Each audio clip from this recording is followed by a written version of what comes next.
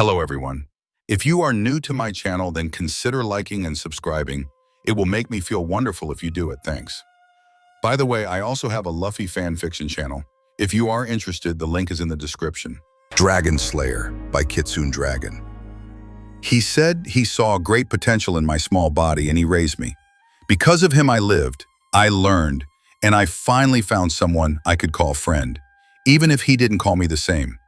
I am his son. I am his student, the Dragonslayer of Acnologia. I don't own anything. Adios. Unknown location. Fury. It had been exactly 1 day since the day that Naruto and Kurama stole the flute. Lullaby, from Eisenwald, killed off the entirety of Eisenwald and also humiliated the fairy tale team. Naruto had decided to put the 1-day delay on his plans for Lullaby just in case Fairy Tail decided to track him. Though Natsu was weaker, the senses of a Dragonslayer were not to be underestimated, so Naruto and Kurama had taken the day to reach somewhere uninhabited. Right now, Naruto and Kurama had been flying for a few hours before they stopped in a large area of empty grassland. The only form of life present in the area were the birds and field mice that roamed the skies and grass. Naruto reached into his cloak and pulled out the wooden flute that was Lullaby. "So what now then?" Kurama asked as he stared at the three-eyed skull. "Now we wake the demon up," Naruto stated before resting the flute on the ground. The blonde and the Exceed took notice of the fact that the grass where Lullaby was laid had turned brown and died before being blown away by the wind. Naruto knelt down and poked the flute. "How do you plan to wake up the demon? I mean, it's not like it's just gonna burst out of its own accord," Kurama said. Naruto stared at the flute before poking it once more. As he did that, the flute rattled and a deep, sinister laugh echoed through the air. "You know, I'm getting rather frustrated waiting for someone to play me, but seeing as you won't, I think I'll just take your souls myself." The voice laughed before Lullaby rattled much more. Naruto and Kurama looked up into the sky and noticed the blue skies became obscured by the dark purple clouds that formed, along with the large magic seal that formed in the air. A dark purple tower of light erupted from the flute before the flute itself began to grow. It twisted and turned as it began to transform. Naruto and Kurama stared at the rising behemoth before the light died down, and then with a flash of purple lightning, the roar of a powerful beast echoed through the air. In the place of a flute was a towering beast. It appeared to be entirely made of twisted and mangled wood. It had large, powerful legs and arms. Each foot and hand was equipped with sharp claws. 3 on each foot and 5 on each hand, with one of the hand claws appearing to act like a thumb. There was a large hole in the middle of its torso and stomach. 2 spikes of wood protruded from its shoulder blades and 1 spike of wood was placed on each shoulder. Its face was rather frightening. It had sharp spikes of wood protruding from the top of its skull that were bent at an angle, making it appear to have horns. Its mouth was placed into a wide grin, and said mouth was open to reveal the sharp teeth within. Its 3 eyes, all a deep violet, shone brightly within the darkness brought about by the clouds. "Kurama, you take him. However, don't kill it yet. We need information from the demon," Naruto said as he sat down on the grass. Lullaby snarled as he watched the Apocalypse Dragonslayer ignore its presence. "Insolent human, do not ignore me. I am the all-powerful demon, Lullaby. It's hard to fear you with a stupid name like Lullaby," Kurama deadpanned. Lullaby snarled at that before swiping at the two with its large set of claws. Kurama quickly transformed into his 4-tailed form and allowed his size to reach that of an elephant's. He blocked the claws with his tails before setting said tails ablaze. Lullaby released a howl of pain as it drew back its hand. The wood-like body of Lullaby suddenly pulsed as a purple magic seal formed in front of its body. Kurama rolled his eyes before looking at Naruto. "Can I just take him down fast, or do you think I should put on a show?" Kurama asked for his partner's opinion. Naruto shrugged as he watched the purple ball of magic energy form in Lullaby's hands. "Do what you want. A show it is then." Kurama grinned widely before sprouting out 3 more tails. Now in his 7-tailed state, Kurama's body was allowed to grow to an even more gargantuan size.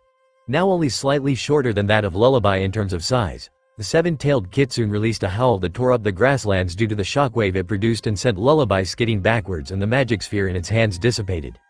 "You dare strike the mighty demon, Lullaby? Killer of civilizations made by the mighty Zeref-sama?" Kurama rolled his eyes. "Yes, I dare, you idiot. Why do you think I hit you in the first place?" the wooden demon growled at the Kitsune's retort before grinning. "Then death will be your fate. Insert music. Naruto Shippuden Rising Dragon." The demon of Zeref then charged up an energy ball and fired it in the form of a powerful violet beam from its jaws, but Kurama countered with a blast of red flames and a large explosion formed at the point of collision. Using the smoke as a cover, Kurama leapt through it and tackled Lullaby to the ground. Lullaby raised an arm to stop Kurama from clamping his jaws on its face before using the other arm to crash a strong left hook to Kurama's muzzle. Kurama continued to increase the amount of force and Lullaby saw a few cracks form on its arms. Kurama's mouth then released a red glow and Lullaby realized what the gargantuan kitsune was about to do. Lullaby quickly formed a sphere of dark purple magic in its claws and slammed it into Kurama's face, sending the kitsune rolling as he released a jet of red flames that would have blown apart Lullaby's arm and scorched its face had it made contact. Lullaby snarled as it watched the arm heal itself. Lullaby roared before punching the ground. The earth split and a stream of dark purple magic energy sped towards Kurama. The kitsune skidded backwards from the blow and looked up when a shadow covered his body. Lullaby clasped its hands together to slam a hammer blow on Kurama's skull, but the kitsune lit his tails afire and wrapped them around Lullaby's wrists, ankles, waist and neck. Lullaby howled in pain as the flames burned it. A dark violet aura enveloped Lullaby's body as its three eyes shone brightly. With an impressive show of strength, Lullaby was able to break free of his furry bindings and throw Kurama aside before punching the ground. The streak of magic energy tore up the earth before slamming into Kurama just as he was about to make contact with the ground. Lullaby then held out its clawed hands and two spheres of pure violet magic power hovered above the palms of the demon. Fear the power of my creator, Zareth. This is the power that brought civilizations to extinction. Lullaby sent the spheres flying through the air, a barrage of spheres following right after the initial two. Kurama rose to his feet and shook his head to get rid of the cobwebs before seeing the barrage of spheroids. Kurama took a deep breath and released a powerful blast of fire. Kitsune no Koenga. The flames took on the image of a kitsune, its blazing fangs bared. The kitsune of fire stormed through the magic attacks and stopping them in a powerful clash of fire and magic. Lullaby had leapt into the air however, having used the spheres as a distraction, but Kurama leapt back just as Lullaby's fist impacted with the ground, forming a decent-sized crater. A swift and fiery kick from Kurama sent Lullaby rolling backwards, but the demon roared and Kurama clutched his ears as the sound of a high-pitched flute note filled the air. With Kurama disoriented, the demon slammed a powerful fist to Kurama's muzzle before spinning on its heel and performed a roundhouse kick to the side of Kurama's head. The kitsune rolled on the ground from the blow before a blast of magic energy sent the gargantuan canine airborne. Kurama righted himself and landed on his feet and raised his tails to grab Lullaby's wrist as the surprisingly fast demon aimed to grab Kurama. Kurama then pulled Lullaby towards him and headbutted the three-eyed behemoth in the chest before rolling backwards and placed all four limbs on Lullaby's body. With a powerful push, Kurama's legs sent Lullaby soaring before his jaws. Goukakyu. A powerful grand fireball attack soared after Lullaby and exploded upon contact and the demon fell to earth with smoke and embers trailing behind it. Lullaby cursed before roaring once more. The high-pitched flute note met Kurama's ears once more and the damaged Lullaby took the time from Kurama's temporary disorientation to allow its body to heal itself. Time to face the music, you overgrown mutt. Once the healing process was complete, Lullaby took a deep breath and released a soothing, yet deadly tune from its mouth. Kurama froze in place as the music suddenly began to affect him. Kurama felt a tug within his body and the kitsune began to have a literal out-of-body experience. No way in hell am I going to lose my soul to someone like you, the kitsune's soul roared as it began to fight the tug and remain attached to the body. Using that fact, Kurama allowed his body to launch a fireball at Lullaby. The attack blasted Lullaby in the chest and Kurama panted as his soul was once again, fully reunited with his body. Kurama then watched as Lullaby's healing body rose up once more. The crimson-eyed Exceed released a barrage of fireballs at the behemoth of Zirf, which said behemoth was working to avoid being struck by. Kurama grinned as a final fireball managed to land right in front of the demon and cause a smoke cloud that obscured the demon's vision. Lullaby looked around the smoke cloud as it was suddenly slashed along the arm. You coward! How dare you fight me while I'm blind? I will kill you for sure. Lullaby was ready to play his soul-absorbing tune, but a slash to the jaw shut his mouth. Nah, you overgrown piece of driftwood. I happen to like my soul in my body. Kurama chuckled within the smoke. Lullaby was then struck by various flame-covered slashes before a fireball sent the violet-eyed demon soaring out of the smoke cloud and landing face first in the dirt. The minion of Zareth growled as it rose to its feet and turned around upon hearing Kurama's booming laugh. Lullaby blinked however when there was no one there. You hide like the coward you are, Kitsune. I know that you fear me, which is why you hide, the flute demon roared. A chuckle from Kurama was heard and Lullaby turned only to see no one there. Kurama laughed as he appeared behind the taller demon. Why would I hide from you? Lullaby turned, but Kurama vanished in a blur of speed once more. You are far weaker than I. In fact, I've been playing with you the entire time and am merely trying to get a good fight out of you. I could kill you faster than you could blink, but my partner here needs some information from you. Kurama's voice seemed to come from all sides as the speeding Kitsune continued to avoid being spotted by his opponent. As if I would tell you, or that human anything, the demon laughed. However, the seven-tailed kitsune suddenly appeared in Lullaby's face and grinned like the kitsune he was.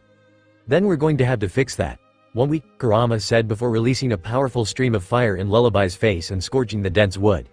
Zeref's creation screamed in pain, clutching its face in pain. The demon of Zeref was then lifted by the ankles by 6 of Kurama's tails, 3 wrapped around each ankle, and the demonic kitsune slammed his foe onto the ground. Lullaby grunted as it was raised up once more and slammed into the grasslands again. The process was repeated 3 more times before Kurama threw Lullaby away and sent a large fireball after it. Lullaby turned in midair and cursed as the fireball made contact. A large explosion formed as a result, and the smoke and flames rose up into the dark clouds above. "Get up! I know you're still alive, you overgrown piece of driftwood," Kurama said. "Ha ha ha, you stupid little furball. You cannot defeat the great Lullaby. Now die." The smoke cloud parted as a large blast of magic energy flew forth. Kurama quickly laid low and avoided the strike, an explosion forming behind him before he tensed his leg muscles and pounced. Lullaby lashed out with a punch and struck Kurama in the face and sent Kurama to the ground.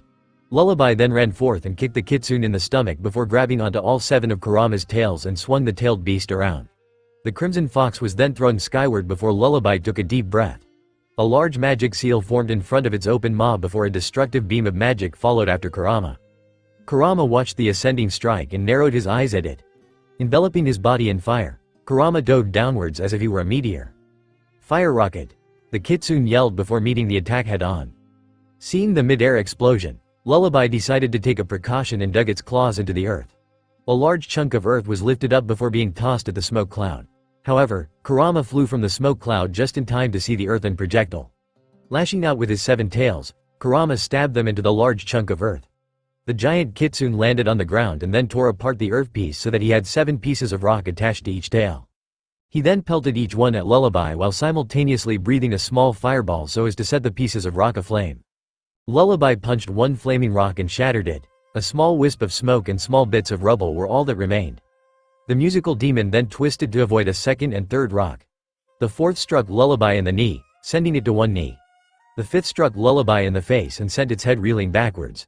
After shaking its head to relieve it of the dizziness, Lullaby saw the 6th and 7th flaming rocks heading towards it. The flute demon quickly clapped its hands and an arc of magic energy flew forth from the point of contact and shattered the flaming projectiles. However, when that was done, Lullaby noticed that Kurama had vanished. The minion of Zeref looked around only for 4 tails to erupt from the ground and bind the demon's limbs. The other 3 then burst into flame and impaled Lullaby through the chest, just above the gaping hole in its stomach. "Damn mutt. I don't believe you're in the position to be spouting insults, Lullaby." Kurama snarled before throwing Lullaby aside like a rag doll. Kurama leapt after the downed demon and then converted himself into his bipedal form. Lullaby quickly raised an arm and blocked a flaming punch to the face, but the power from the blow caused Lullaby's wooden arm to suddenly releasing a crack, before it was completely broken off and the stump of an arm was beginning to blaze. Taking advantage of the opening he got, Kurama punched Lullaby in the face before twisting and crashing an elbow to the chest. The 3-eyed demon was then hit with a powerful uppercut sending Lullaby skyward. The bipedal, 7-tailed kitsune then jumped and performed a backflip, a move which caused his feet to meet Lullaby's chin and sending him higher into the air. The ground rumbled as Kurama landed on the ground, but his leg muscles tensed once more and the kitsune jumped into the air before performing a sweeping, upward kick that struck Lullaby below the torso, just above the hole in the demon's stomach. Another sweeping kick followed afterwards before Kurama clasped his paw-like hands together above his head and crashed them down on Lullaby's skull. The wooden demon screamed in pain before meeting the ground and an imprint of the demon was formed as Kurama reverted into his kitsune form and slammed down on Lullaby's body. Kurama bared his teeth and opened his jaws. Lullaby's 3 eyes widened in absolute terror as he watched the inside of the gaping maw of the titanic kitsune glow with red light. Crimson flames gathered into a sphere in the center of the jaws of Kurama and Lullaby desperately tried to escape only to find that his arms and legs were pinned down. Kurama's tails had stabbed themselves through the limbs and into the ground and this anchored the terrible 3-eyed demon. Kurama. The crimson-furred kitsune paused just as he had Gukaku on Lullaby and finish him off. The 7-tailed fox turned to see Naruto walking towards him and the downed minion of Zeref. "Get off of me!" Lullaby was about to release a beam of magic energy only for Kurama's tails to burst into flame. The tails, which were embedded in Lullaby's limbs, burnt the wooden demon causing extreme pain for it. "Shut your fucking mouth, driftwood!" Kurama snarled as he stopped his flames. Lullaby growled at the kitsune that lay atop its body before seeing Naruto jump atop said kitsune's head. Now then, Lullaby. I need some information. You are defeated, so I will make a compromise. You tell me what I want to know. He then patted Kurama on the head as he continued to talk, and you will have the pleasure of seeing me be merciful and I won't kill you. Please, as if I should believe a word you say, you think you can get me to talk. I am the mighty Lullaby. Lullaby released a mighty howl of pain as Kurama's tails burst into flame once more. Only this time, Kurama allowed the tails to wrap themselves fully around the limbs and began to tug. Splinters of the demon's wooden body flew through the air as Kurama stopped pulling and allowed the flames to die down on his rear appendages. Naruto narrowed his eyes at the demon. Now listen here, demon. I know full well who you are, and it is because of that I came to you to ask for your assistance. Lullaby panted in exertion from screaming so loudly before looking at the red-eyed Kitsune and the blue-eyed Dragonslayer. The demon remained silent, so Naruto took that as a sign to ask his question. Now then, before you so rudely interrupted me, I know the secrets of living magic. In fact, it is how you and the other demons of Zerif were created. Living magic is a magic that creates a link between the soul of the object created, which is you, and the creator, which would be Zerif. The only thing that can stop the effects of living magic would be to kill the creator, and seeing as how you, Lullaby, are very much alive, it also means your creator, Zerif, is also alive. So what I want to know is... Naruto jumped off of Kurama's head and landed in the center of Lullaby's three eyes and stared into the center one in the middle of the demon's forehead. Where is Zerif? Naruto growled out, his eyes flashing white. Lullaby's violet eyes widened as it stared into the brilliant white eyes of the Apocalypse Dragonslayer. The demon chuckled as it looked at Naruto. You seem well informed, human. Then again, your eyes are similar to that of the beast in the final book of Zerif-sama. As unbelievable as it sounds to me, there is no mistaking it, as only one being possesses such eyes. Your eyes tell me that you are, in fact, his Dragonslayer. I never would have thought the reptile would have taken on a Dragonslayer. Your father would know of the effects of Zerif's magic very well. After all, he was subjected to one of Zerif's many magic. Don't change the subject, demon. Where is he? Tell me, Naruto roared as he snapped his fingers. Kurama responded and lit the tails ablaze before ripping off Lullaby's left arm. The demon screamed, eyes wide with pain and fright as Naruto's image appeared very frightening. The cold, unforgiving gaze of the Apocalypse Dragonslayer's white eyes, with flames glowing in the background and a dark cloak swaying in the wind, does tend to give that kind of image. Naruto looked at Lullaby and snarled. Where is the black mage? Why don't you ask Acnologia? He'd probably know. He doesn't. The overgrown garden snake that I called Toussaint has been searching for the great-great-great-grandson of Merlin for over 400 years. He is thought to be dead, but Toussaint knows better than that, as he is a dragon and knows that the bastard is still alive. Naruto snapped his fingers again and Kurama ripped off the right arm. Lullaby screamed again. The demon's eyes were now wide with panic as it watched the Dragonslayer and the transformed exceed. You have 3 more chances before you die. Naruto held up 3 fingers. Where is he? Lullaby gulped before replying. I don't know. Zerif vanished off the face of Earthland many years ago. 1. Naruto snarled as he snapped his fingers. Kurama ripped off Lullaby's right leg. I swear I don't know. Zerif is alive, which is why I am alive. Yes, but that doesn't mean that I would know where he is, you annoying human. The demon howled with rage. Naruto's eyes blazed with anger at not getting the answers he wanted. 2. Naruto snapped his fingers for the 4th time and Deliora's final limb was ripped off. Suddenly, all 7 tails of Kurama snaked their way over to the head of the great flute demon.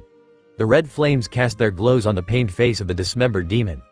Last chance, demon. Naruto stated. Lullaby roared at Naruto only for the Apocalypse Dragonslayer to send the lower jaw back into place with a strong kick. 3. Very well. Then you die, demon. The wind swirled beneath Naruto's feet as he performed Futon. Tobu. He took to the skies and hovered above the demon. Naruto made a series of hand motions in the air before pointing downward at the limbless demon, who was comically trying to move by dragging its chin on the ground.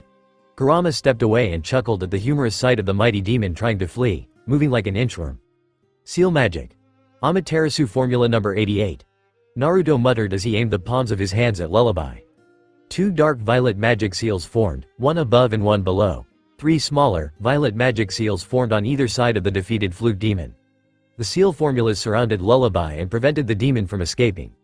A large sphere of dark violet magic energy accumulated above Lullaby's downed, and now immobile, body.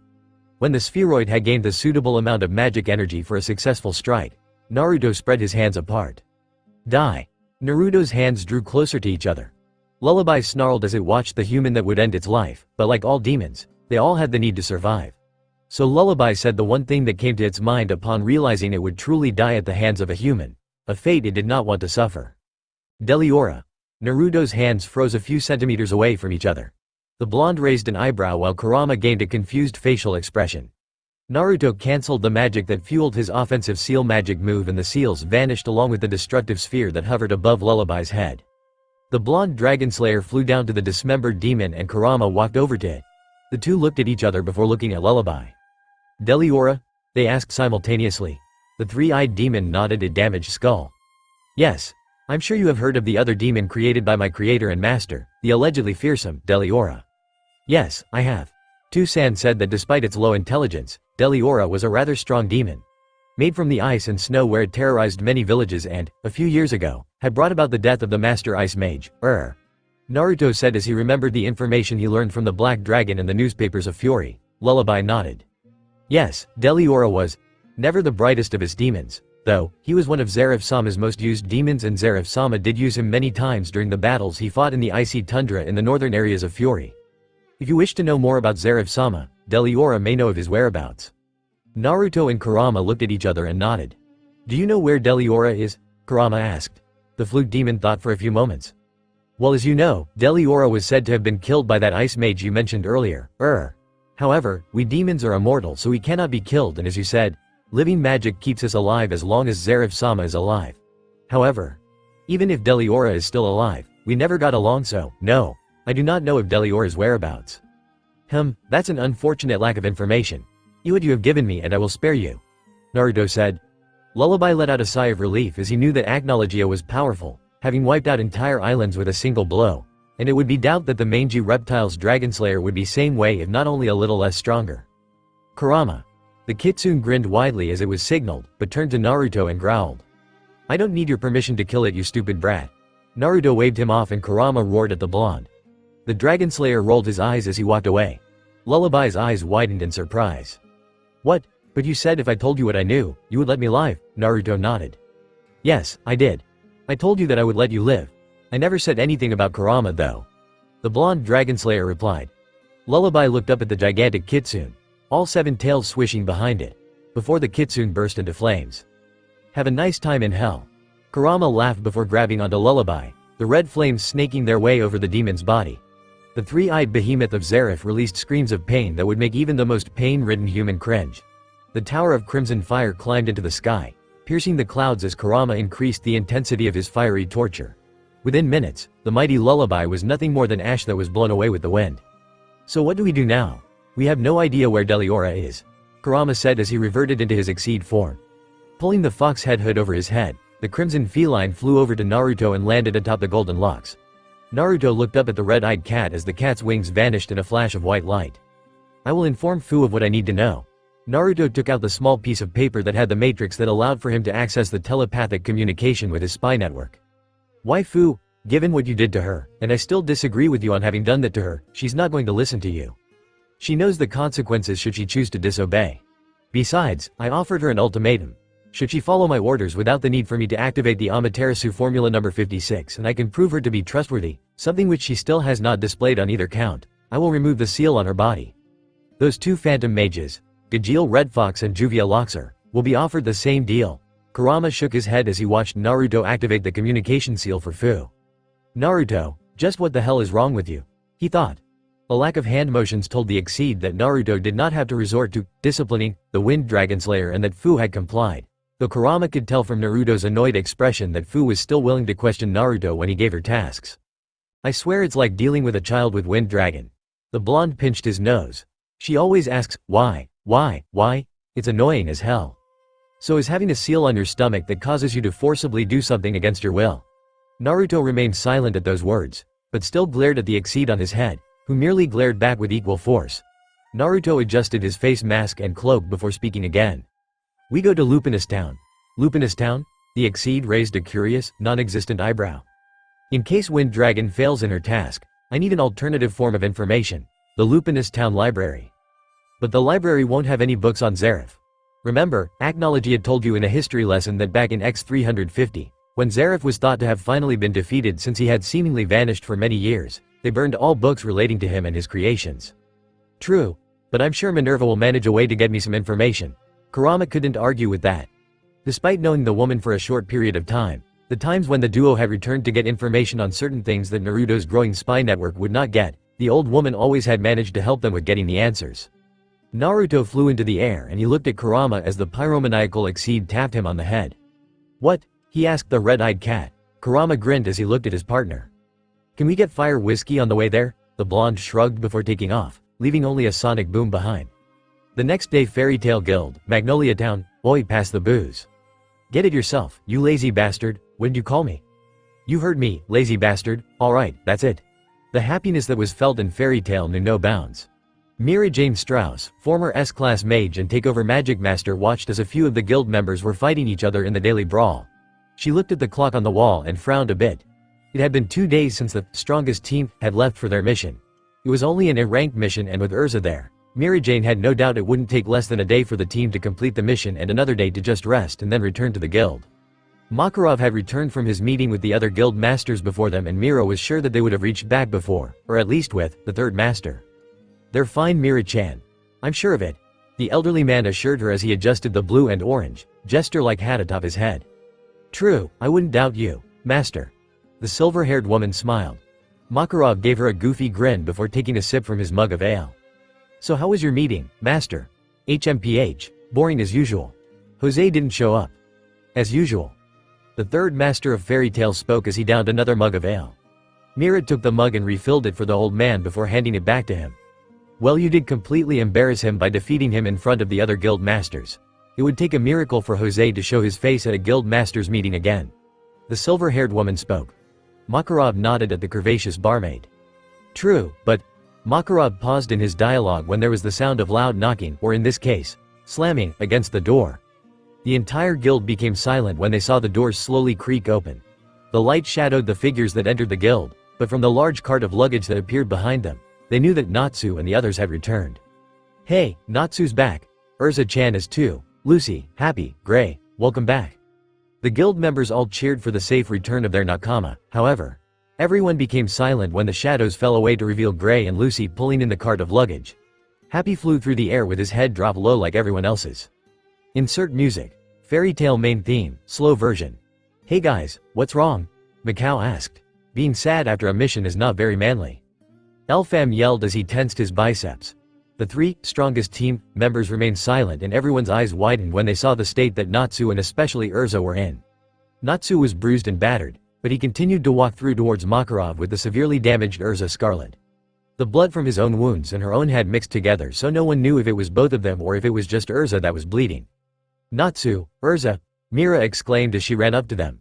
Natsu's face was in a deep frown, and Mira stopped a few feet from the pink-haired son of Igniel. "Nat. Su?" Mira muttered as she reached out to touch him, to get his attention. However, Natsu merely clutched Urza tighter before looking up at the silver-haired woman. "Kuso."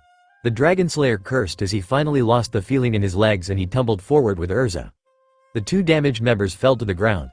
Natsu was now unconscious, and the others immediately went into a panic. They asked who had done it, what had happened, and the other obvious questions. Makarov watched his downed children, and the magic power he gave off due to his anger was more than enough to silence the rowdy guild. Makand Elfan and a few other guild members gently aided in helping up the 2 unconscious members of their family. Mira, Elfman, Mikao and Wakaba. "You 4 take Urza and Natsu to the medical ward." The 2 Strauss siblings and the 2 senior members nodded at the order. "Kana, get Lucy, Happy and Gray for me. Tell them to come to my quarters. I wish to speak to them of what happened."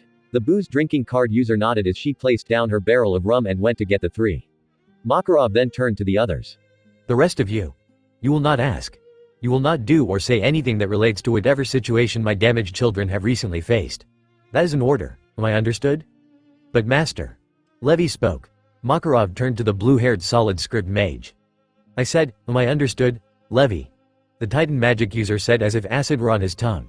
The brown-eyed girl gulped as she took note of the fury in her master's eyes and merely nodded.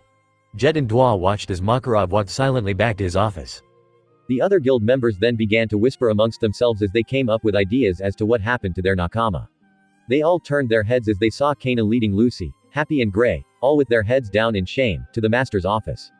Just know that the master keeps everything that is said within that room. Within the room. What happens in the master's office, stays in the master's office. Also, if you need a friend to talk to afterwards, I, along with everyone else, is willing to listen to you and comfort you. Okay? Kana assured her friends with a small smile. The three nodded without even looking up as they entered Makarov's office. The wizard saint smiled warmly at the three. Lucy, Gray, Happy. How are you three? Lucy, you're as lovely as ever, and Gray, your pants are still on. That's a miracle in my book. Makarov laughed. Gray and Lucy looked up from the floor and watched Makarov in the eye, and the elderly man continued to keep on the happy face, until it finally degenerated into the serious expression that was hidden behind it. Happy, you and those two probably experienced something very traumatic, and as Kana said, what happens in my office, stays in my office unless you want to tell your fellow guild mates about what happened. Makarov explained. Lucy's brown eyes lined with tears as she opened her mouth to speak, but a lump formed in her throat and her words refused to exit her vocal cords. Said words only came out in the form of a sob as Lucy fell to her knees, her face in her hands, and began to cry. Makarov thanked whatever deity that existed for silencing runes. He looked at the newest member of the guild and clenched his hands into fists before looking at Gray and Happy, who were gritting their teeth with rage, but the frustration and sadness was shown in their eyes. Gray, Happy, I understand if you don't wish to talk about what happened, but as a parent, I need to know what happened to my children. Please, I want to help you all. I will do whatever it takes to punish the person or thing that did such a horrendous thing as to make Natsu and Urza bleed.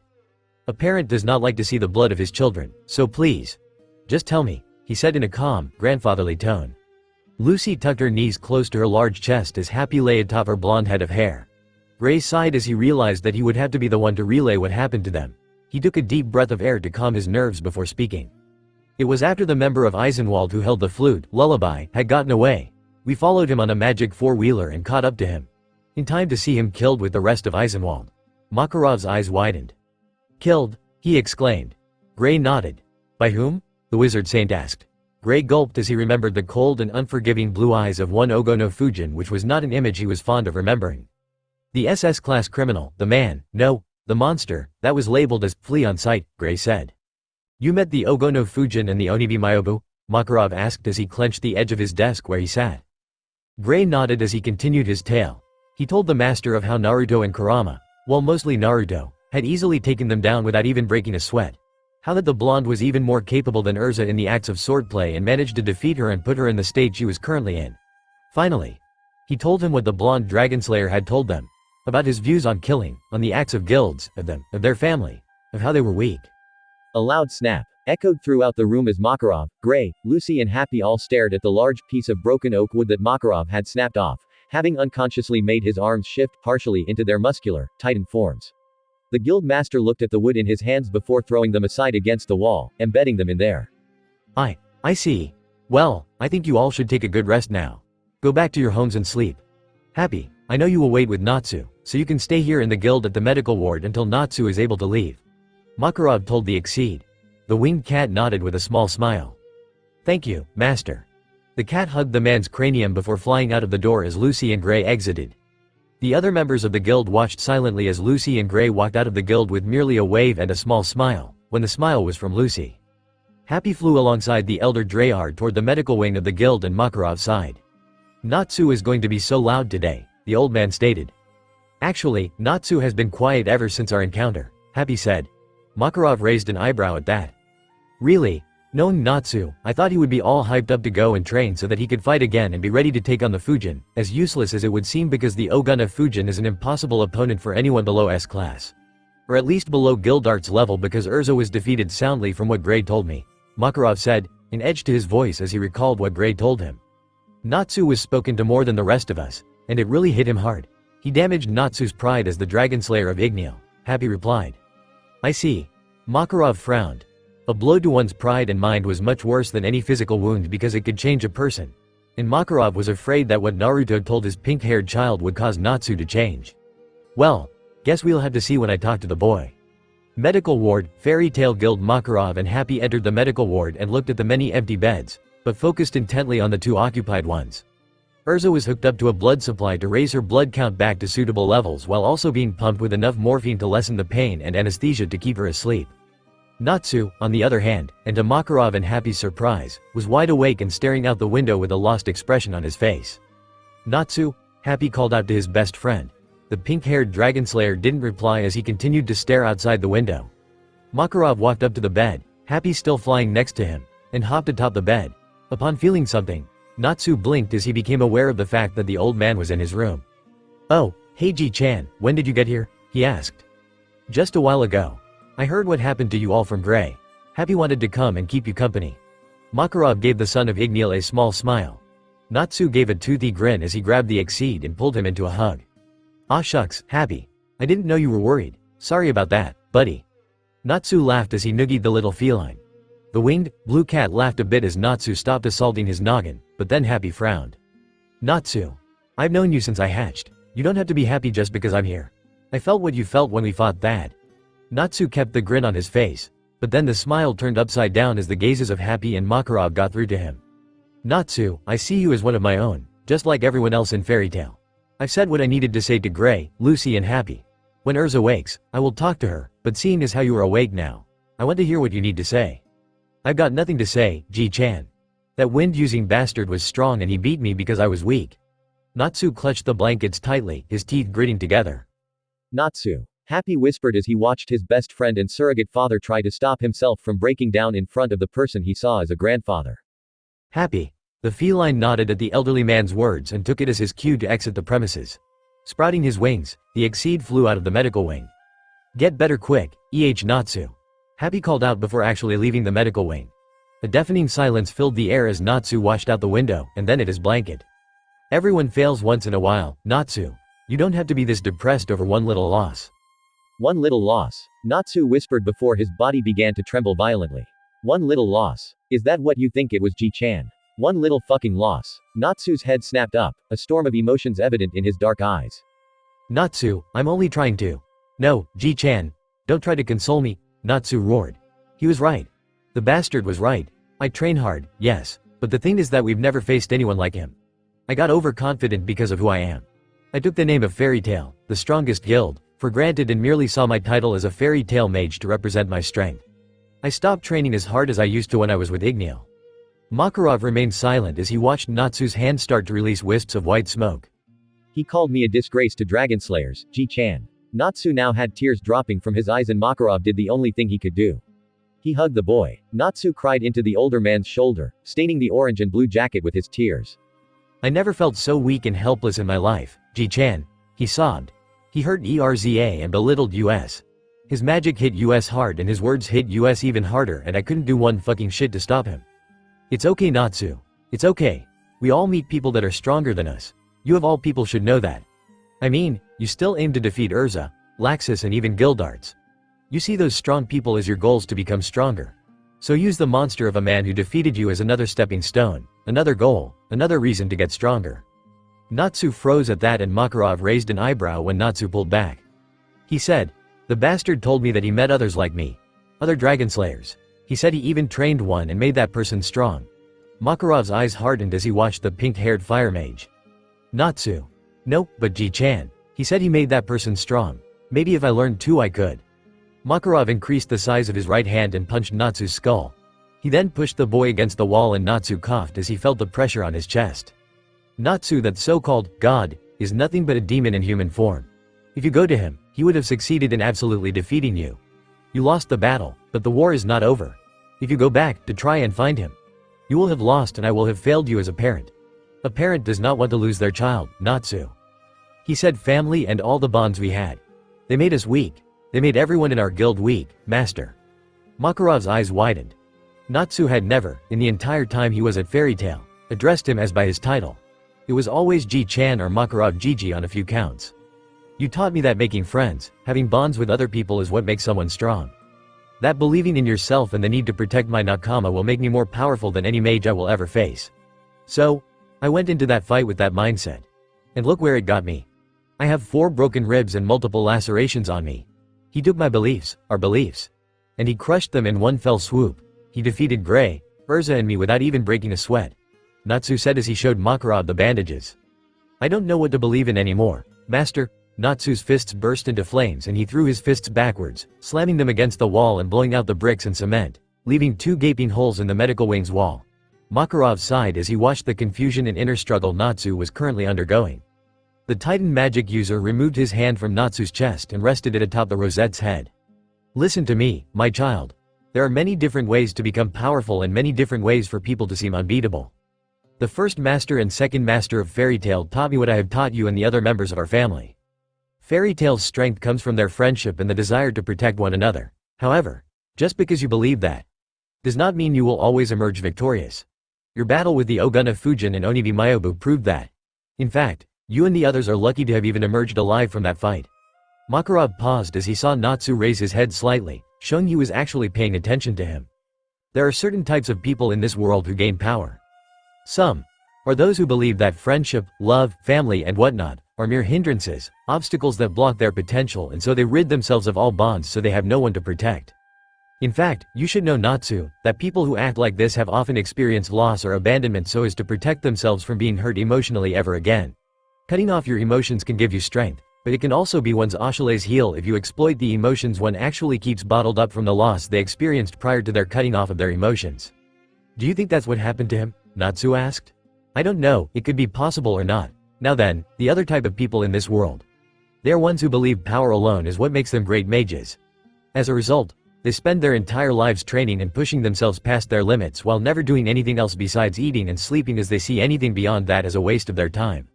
So, I shouldn't train? Natsu asked. Makarov shook his head. Oh no, I'm not saying that. You should train, Natsu, after all you said it yourself. Ever since you left Igneel, you said you stopped training as hard as you once had. Now while what the Fujin said is right in some aspects, he is also wrong.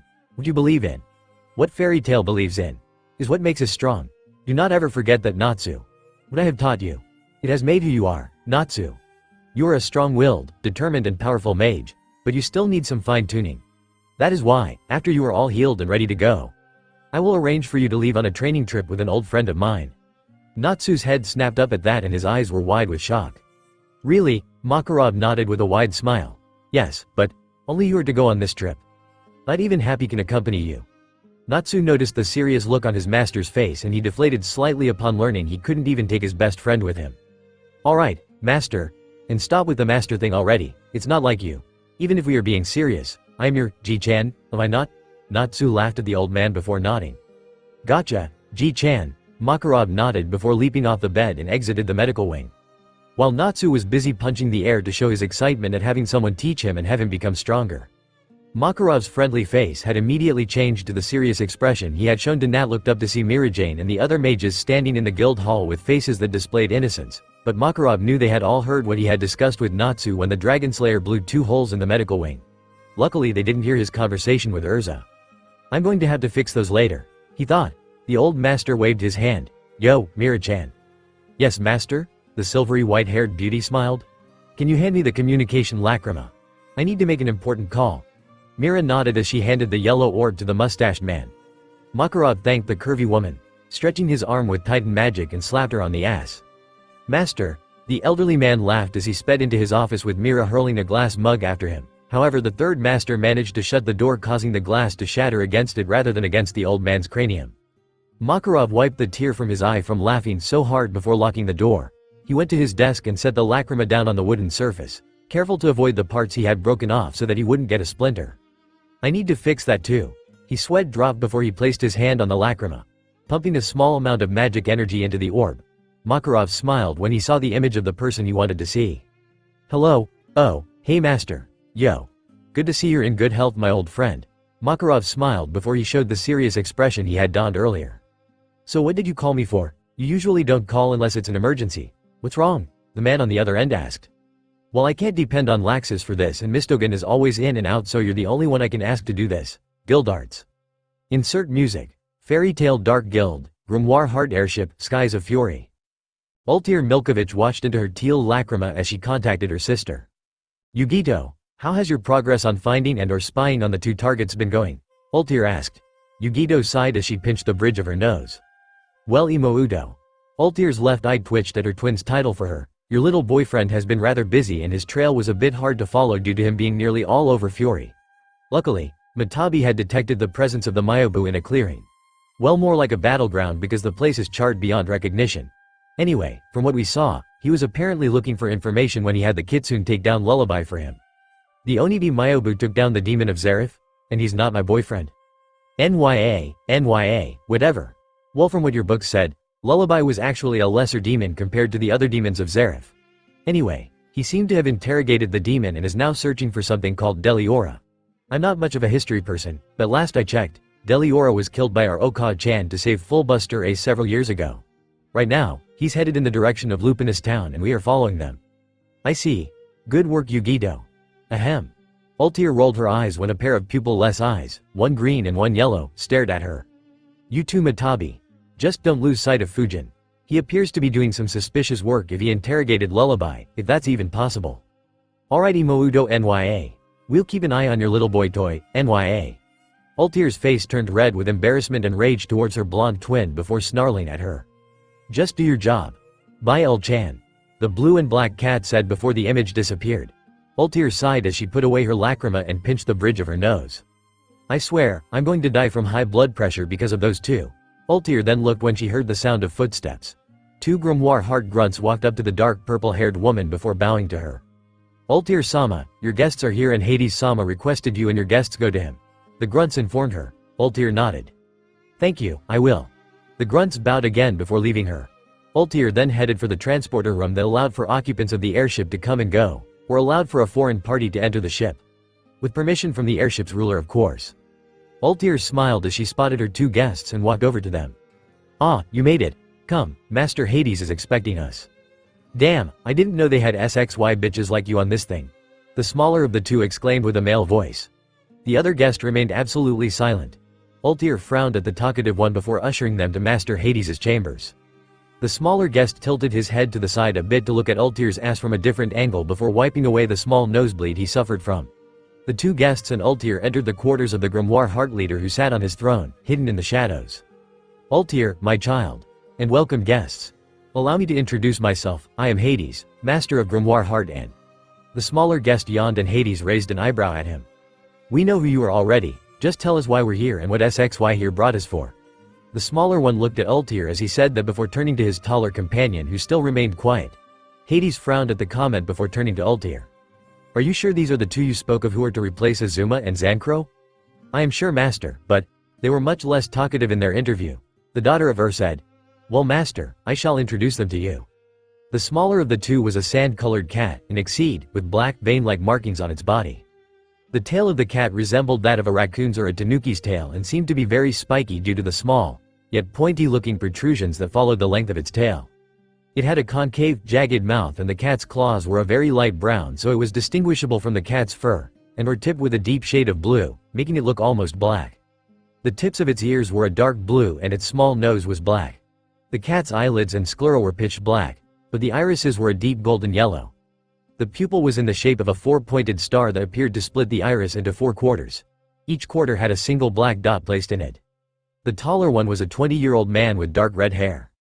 He had pale skin and wore full-length dark trousers, with a pair of laces on each leg, respectively a few inches below the waist and the knees, a long-sleeved crimson coat with flaring hemlines on the front and the back, a gray holster vest held in place by a single strap over his left shoulder and by 2 buckled belts which the man used to keep the large gourd he had attached to his back, suspended. He also wore another pair of casually worn belts around his waist. His pale green eyes, which were void of any pupils, stared emotionlessly at Hades. These are the 2 new kin of Purgatory, masters of sand magic, Shukaku and Subaku no Gara. Lupinous Town, Fury, year X 784. Naruto and Kurama flew towards the town where they first met the Wind Dragonslayer, Fu, the daughter of Cyclonus. It had been 1 week's travel to reach the town, not including breaks to eat, sleep and train.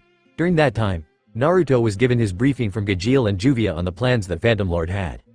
The Iron Dragonslayer and Water Dragonslayer were rather obedient towards him. As a result, he never had to use the seals he had placed upon them during their initial meeting in Oak Town. Seems that Jose has decided to make a bold move. Naruto thought as he and Kurama neared the edge of Lupinous. Flashback 2 days ago, unknown location. Naruto and Kurama were currently taking a break from their flight towards Lupinous Town.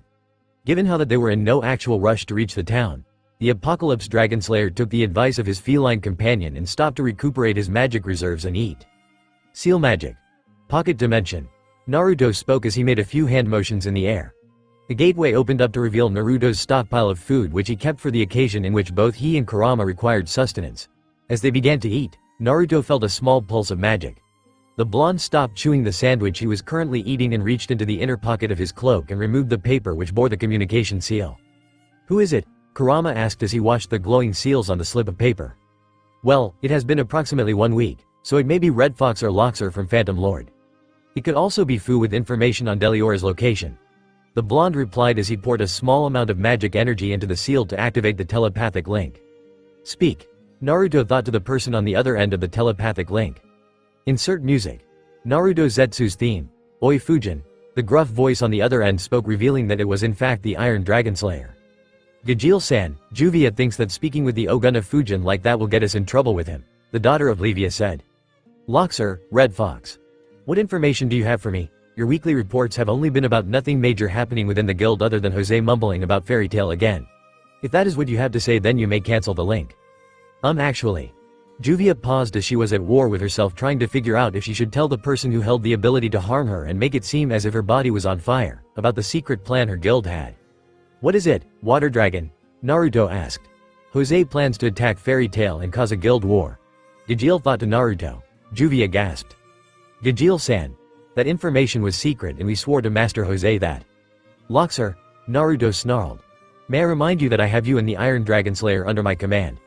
Should you wish to withhold information from me will result in consequences I have informed you and your fellow Dragonslayer of. Why yes, Fujin-san. Juvia stuttered. Now then, Red Fox. You have told me that Phantom Lord plans to wage war with Fairy Tail? Exactly that. He plans to attack exactly 2 months from now, as he needs to make preparations and make it so that he will actually lure Makarov Drayar, the master of Fairy Tail, into attacking our quarters in Oak Town. Your master seems quite devious, it seems. From what I know, Makarov Drayar is not one to induce conflict, nor would he go to war unless something drastic were to happen to the guild or the guild members. Master Jose is a tactical individual. He will most likely look to cover the act of causing the guild war by using something else. However, Fujin-san, Juvia does not know what Master Jose will do to cover for that, Juvia thought. It does not matter, Water Dragon. You and Red Fox have done well to pass this on to me, as I would have expected your loyalty to your guild would interfere with that. If you continue with this, those seals on your stomachs may soon be removed and you will have earned my trust, Naruto thought. Shut it, Fujin. We don't want your trust. We want our freedom, because if it weren't for you, this never would have been happening in the first place. Gajeel growled. Naruto's eyes narrowed before he snapped his fingers, and Gajeel's efforts to stifle his screams were heard. Gajeel-san. The Water Dragonslayer cried out in alarm. Naruto snapped his fingers again and Gajeel's wheezing was heard. You little fucker. The black-haired man snarled. If you were in front of me I would kick your blonde ass so hard. You would be wise to not aggravate me, Iron Dragon. I possess skills that could end you in a matter of seconds, so I would suggest you keep your mouth shut. I expect you to keep me updated on Jose's plans. The same goes for you, Water Dragon. Juvia gulped audibly and nodded on end of the communication. Why yes, Fujin-san. Juvia understands. Naruto sighed before cutting the connection. He looked up, finding himself staring into Kurama's crimson irises. So, apparently Jose plans to wage war with Fairy Tail, Naruto said. Kurama's tail twitched in surprise. Really? Causing a guild war would result in automatic disbanding of the guild, as well as placing the guild master in harm's way by being labeled as a dark mage. Would Jose really risk his guild and its reputation all over a single rivalry? So it would seem, furball, Naruto said, a smirk forming on his face as Kurama's eye twitched at the insulting nickname. Watch your words, Brad. I'm not afraid to go and kick your ass, Kurama growled, fire forming in his paws. The kitsune-costumed cat climbed up on his hind limbs, walking up to Naruto before jumping atop his head and nestling there. So what do you plan to do when Phantom Lord goes to war? Besides, why are you interested in this thing? I know you have a liking for destruction, but why involve yourself with this? You have nothing to gain from this guild war. Naruto patted Kurama on the head at that, and Kurama looked down at the Apocalypse Dragonslayer. Kurama, you underestimate me. Though I would have nothing to gain from participating in the war, it does not mean I would not benefit from the aftermath of said war. The aftermath? Kurama questioned. Naruto nodded as he told the red-furred cat his plan. Kurama listened to him before his grin became similar to that of the one that would form in his kitsune state. Ah, I see. Well, you were right to say I underestimated you. Your cunning certainly is improving, as that plan certainly has merit, but you're going to have go a bit higher at some point if you wish to meet mine. Shut it, furball. Naruto growled as the two returned to their meal of sandwiches and fire whiskey. End flashback. But I cannot focus on the Phantom Lord cause right now. Right now, I have a demon to locate. The son of the Black Dragon thought before he and Kurama landed at the end of the town. Naruto's face mask was currently down and his hood down, exposing his blonde hair to the world. Currently, the only people who knew of him being the Ogana Fujin and knew his true face were Fu, Chomei and the librarian at Lupinus Library, Minerva. It was a rather debatable cost of earning the former Rune Knight captain as an ally and informant, but in the end, he and Kurama revealed themselves to the old woman. Truth be told, the old woman had suspected of Naruto's identity the first time they met due to the fact he hesitated in speaking his name, though Naruto still didn't trust her enough with his actual name, so Minerva still kept to calling him Minato. Her reaction to Kurama's being the demon fox that people feared brought surprise to her though, however, knowing full well that both of them were strong and would not hesitate in getting rid of all links to her should she call in the Rune Knights, she would be dead and they would be out of sight and out of town in a matter of seconds.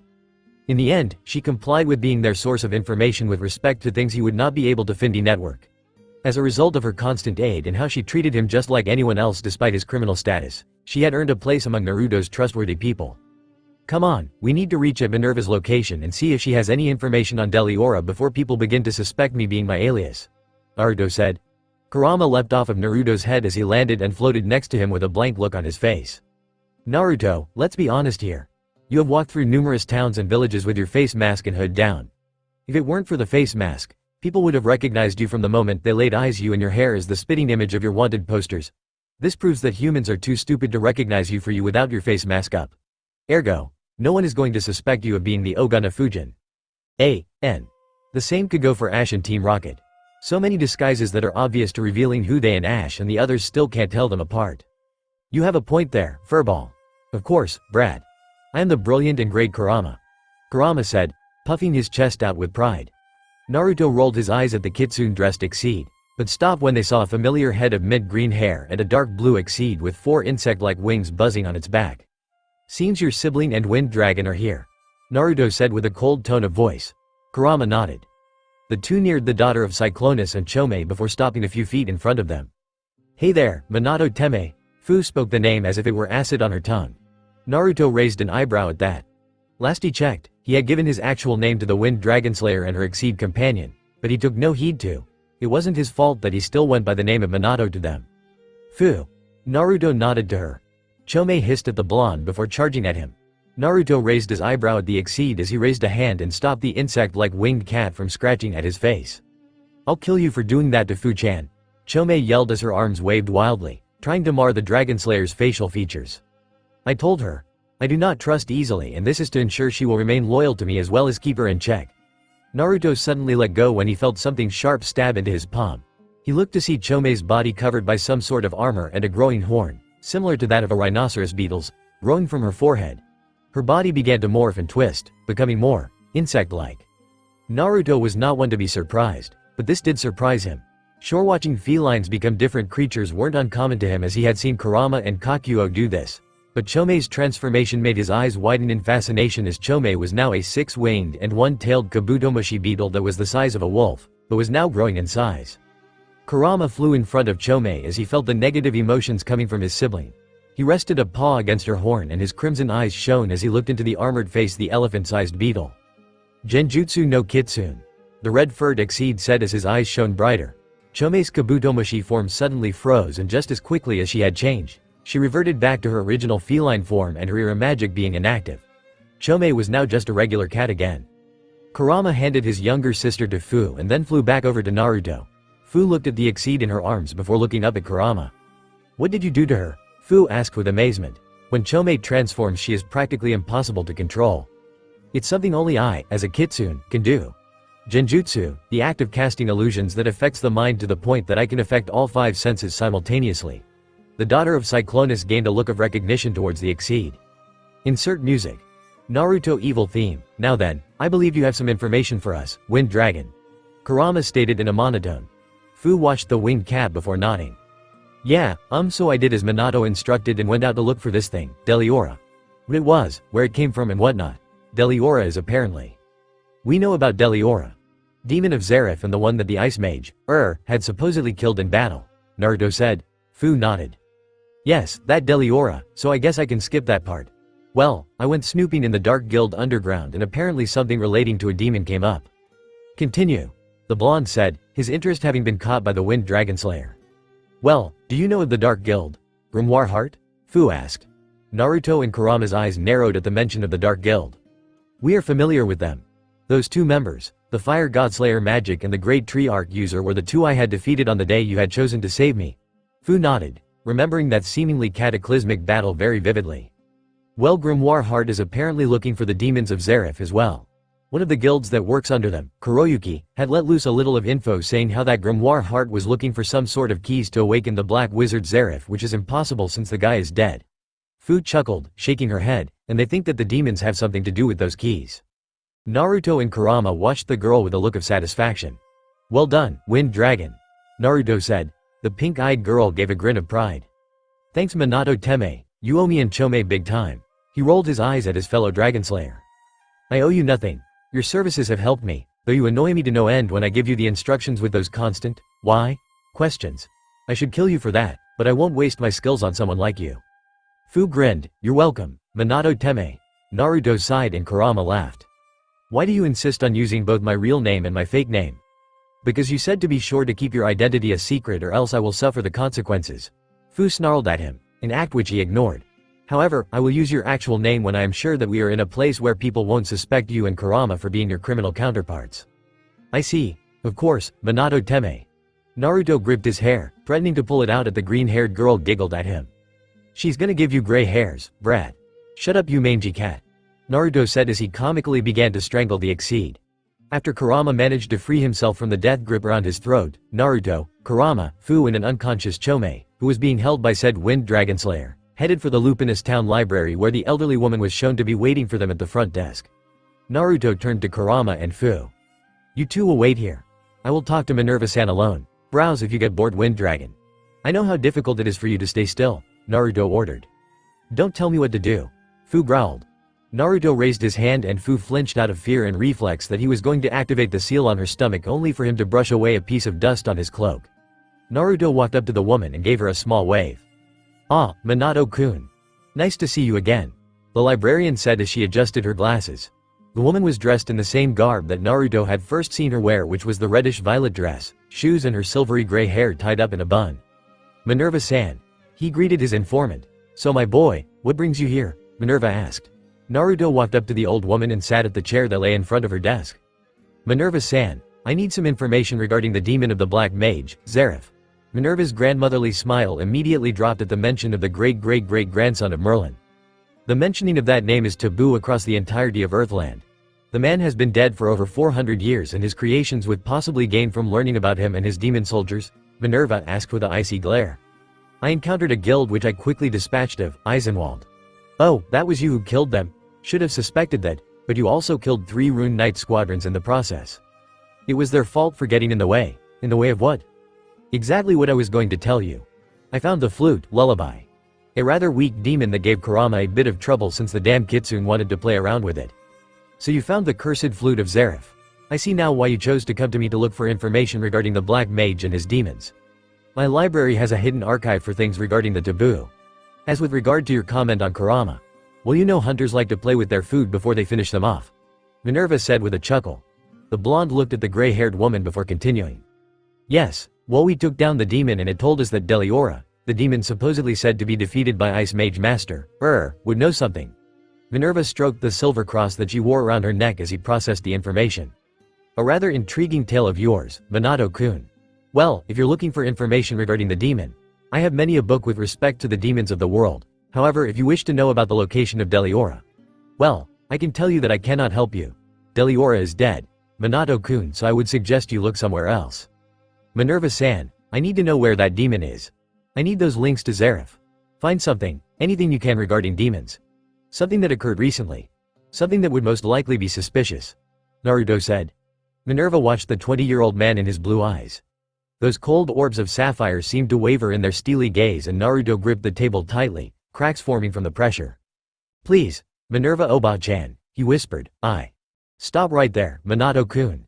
Minerva smiled at the young man. I will help you, if it means that much to you. After all, it's not every day I see the young man who saw himself as nothing like a human suddenly regain a bit of his humanity. Naruto's emotionless gaze gained its second wind and he growled at the woman. Do not refer to me as one of your species. You may see me as one of your own, but I am nothing like your kind, Naruto said as he sat back down in his chair. Minerva nodded, but she paused when she heard a faint meow. Naruto and Minerva both went to look beneath the librarian's desk and the old woman smiled when she pulled out a white, blonde striped cat. Its deep black eyes showing such innocence. It licked Minerva's cheek before meowing again. "Well, aren't you the sweetest little thing?" Minerva smiled. "But I'm afraid I can't let you stay here no matter how adorable you look." Naruto rolled his eyes as the elderly woman spoke to the cat before grabbing it roughly, causing the feline to hiss as its fur was gripped rather harshly. "Move it, you disgusting furball." Naruto growled, causing the cat to shrink away in fear as it watched the cold blue eyes of the Apocalypse Dragonslayer. Naruto opened the door, but paused just as he was about to throw out the cat. His high sense of smell caught something odd about the feline in his hands and he sniffed it. The cat gained a curious, but seemingly frightened look, as the human holding it began to sniff it. Naruto blinked. Strange. For some reason it smells like perfume. Probably one of those cats raised by those high-class human snobs. The cat meowed and gave Naruto a hesitant lick on the cheek. Naruto's eyes narrowed as he wiped the saliva from his face. He gripped the cat tightly and lightly tossed the cat outside. The cat hissed once more as soon as it hit the ground, only for Naruto to send a small wind bullet its way, causing it to go flying before it ran away with fright. He turned back to Minerva as he headed back towards his seat at the desk, the smirk still present on her face as she left to go and see if she could find anything relating to the boy's subject of choice. That boy. He really is at war with himself if he keeps denying his humanity, but something tells me he'll be forced to accept it someday. Minerva thought as she went to the back reaches of the gargantuan library. Now then. Demons, demons, demons. What do I have on demons? She muttered to herself. Fu, Kurama and a now conscious Chome wandered through a few aisles in the library, looking at the numerous amounts of books present. Fu spied one that caught her interest and removed it from the shelves. How to deal with your man. She read, a sweat drop forming on the back of her head. Who writes these things? Authors.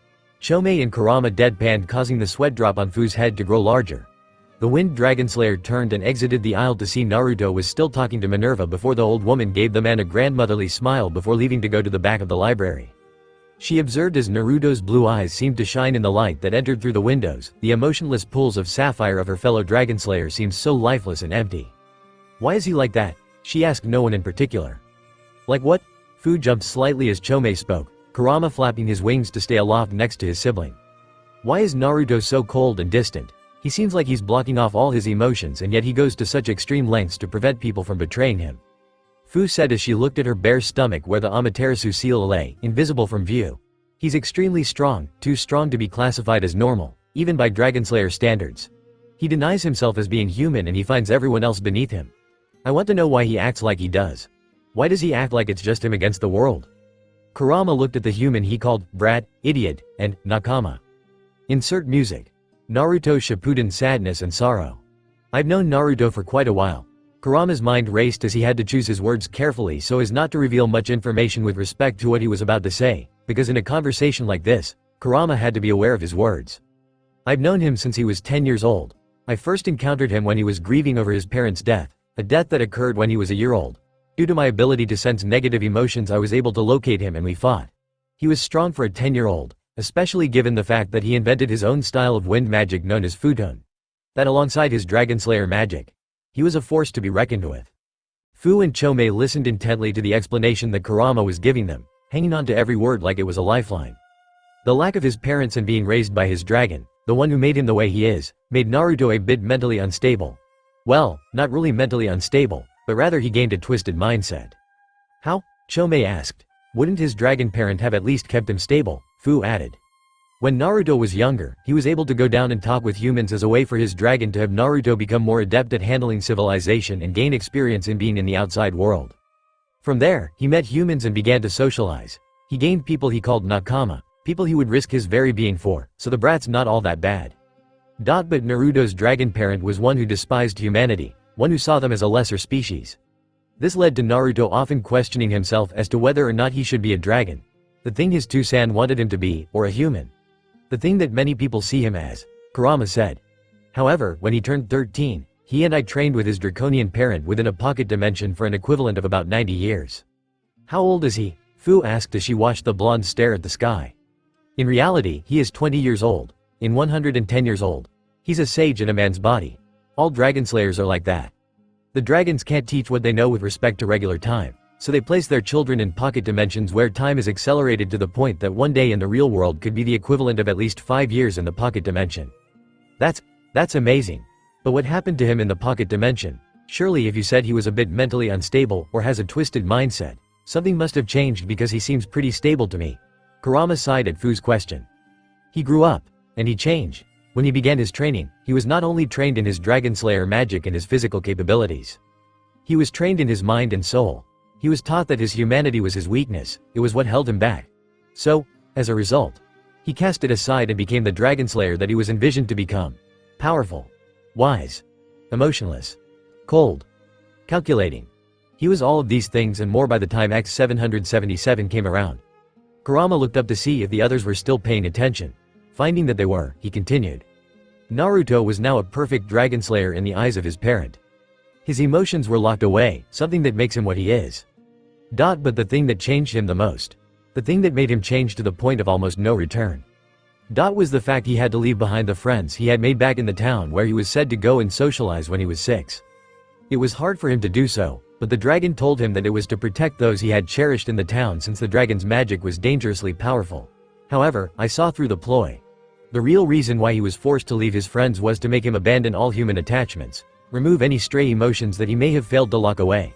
And he succeeded, and Naruto was no longer a human in his mind, until he met Wendy. Wendy? Who's Wendy? Chome asked. The Sky Dragonslayer, Wendy Marvell. Naruto's pupil. Kurama said with a frown. It was painful for him to remember the little girl that called him Kurama-chan. Oh right, Naruto mentioned her before when we first met. Grandine's kid and my cousin if you look at it from the dragon point of view. Kurama nodded at Fu's point. The blondie had a student? She was more than a student, Chome, Kurama said. More than a student? The two females tilted their heads in confusion. She was the one who brought back his humanity. A little bit of it, but it was a bit of his humanity nonetheless. He trained the girl for 3 months and made her his surrogate Imouto. There was a day when the members of a squad known as Orochimaru, the very same people who are now one of the top 3 dark guilds in Fury, came to take her for her powers and use them for their own benefit. You fought Orochimaru? Chome asked with surprise. His next 3 words surprised them. We defeated them. But Naruto realized just how much danger Wendy could be put in should he had let her continue to travel with him. So he left her behind to protect her, but he never went back since he left her. Kurama's eyes grew a bit teary as he remembered the young, blue-haired girl. He locked himself away again and again. He was brought back to humanity by the meeting with his swordsman teacher, a name that I am not permitted to speak per the promise we made with him. Naruto was told to remain true to himself. He was a cold-blooded killer, someone who was not afraid of anything and someone who would respect the strong, leave a mark on them through his strength before letting them live, and someone who would kill the weak. But he was also reminded of the fact that he had nakama, people who he would risk his very life blood for. But if he's willing to become human and risk his life for his nakama, then why is he so against the prospect of being human? He is what he is and he can't change that. So why fight what he can't change? Besides, Papa Cyclonus taught me that fighting for the people you are willing to protect makes one stronger, unbridled determination that allows you to bypass all odds and become victorious. Fu stated. Well, Naruto's dragon, like I said, was one who saw humans as a lesser species. He was taught that his humanity was a weakness and one that held him back. True to the dragon's word, Naruto did become significantly stronger when he did that, and Naruto has lived with that philosophy for as long as I could remember.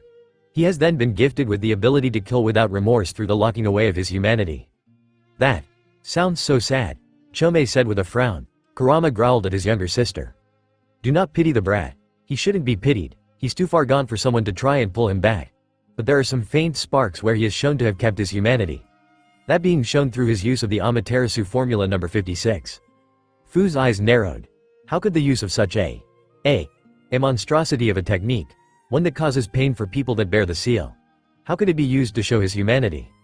He uses the seal to keep you in check and to make sure you don't betray him, correct? Fu nodded. That's what he said. Why is there another motive? Well, he would outright deny this and go on a rampage if he heard me say this, but I think the brat uses the technique because he doesn't want to have people leave him or him leave other people. Fu and Chome blinked in confusion at that. Though he claims it's mainly because he doesn't trust you all, which he doesn't, I think he doesn't want to be left alone. He wants to know there are others there, due to him leaving the friends he left behind in that town, Clover Town. Minato just didn't want to experience the pain of loss anymore, so to prevent himself from ever feeling that loss again, in his own twisted way, he keeps people around him, and it also keeps him from feeling the pain of betrayal. If you are kept in chains, you cannot deny him and you cannot betray him. Though this is just my outlook on it, Naruto is a good brat. Naruko? Fu and Chome asked. Kurama quickly responded to that. Who's Naruko? That's a goddamn girl's name, you stupid girl. I said Naruto. Clear your ears, human. Kurama rolled his eyes. Fu and Chome huffed at that. Well, excuse us, they said sarcastically. Chome then tapped her paw on her chin as she started to think of something related to Kurama's tale.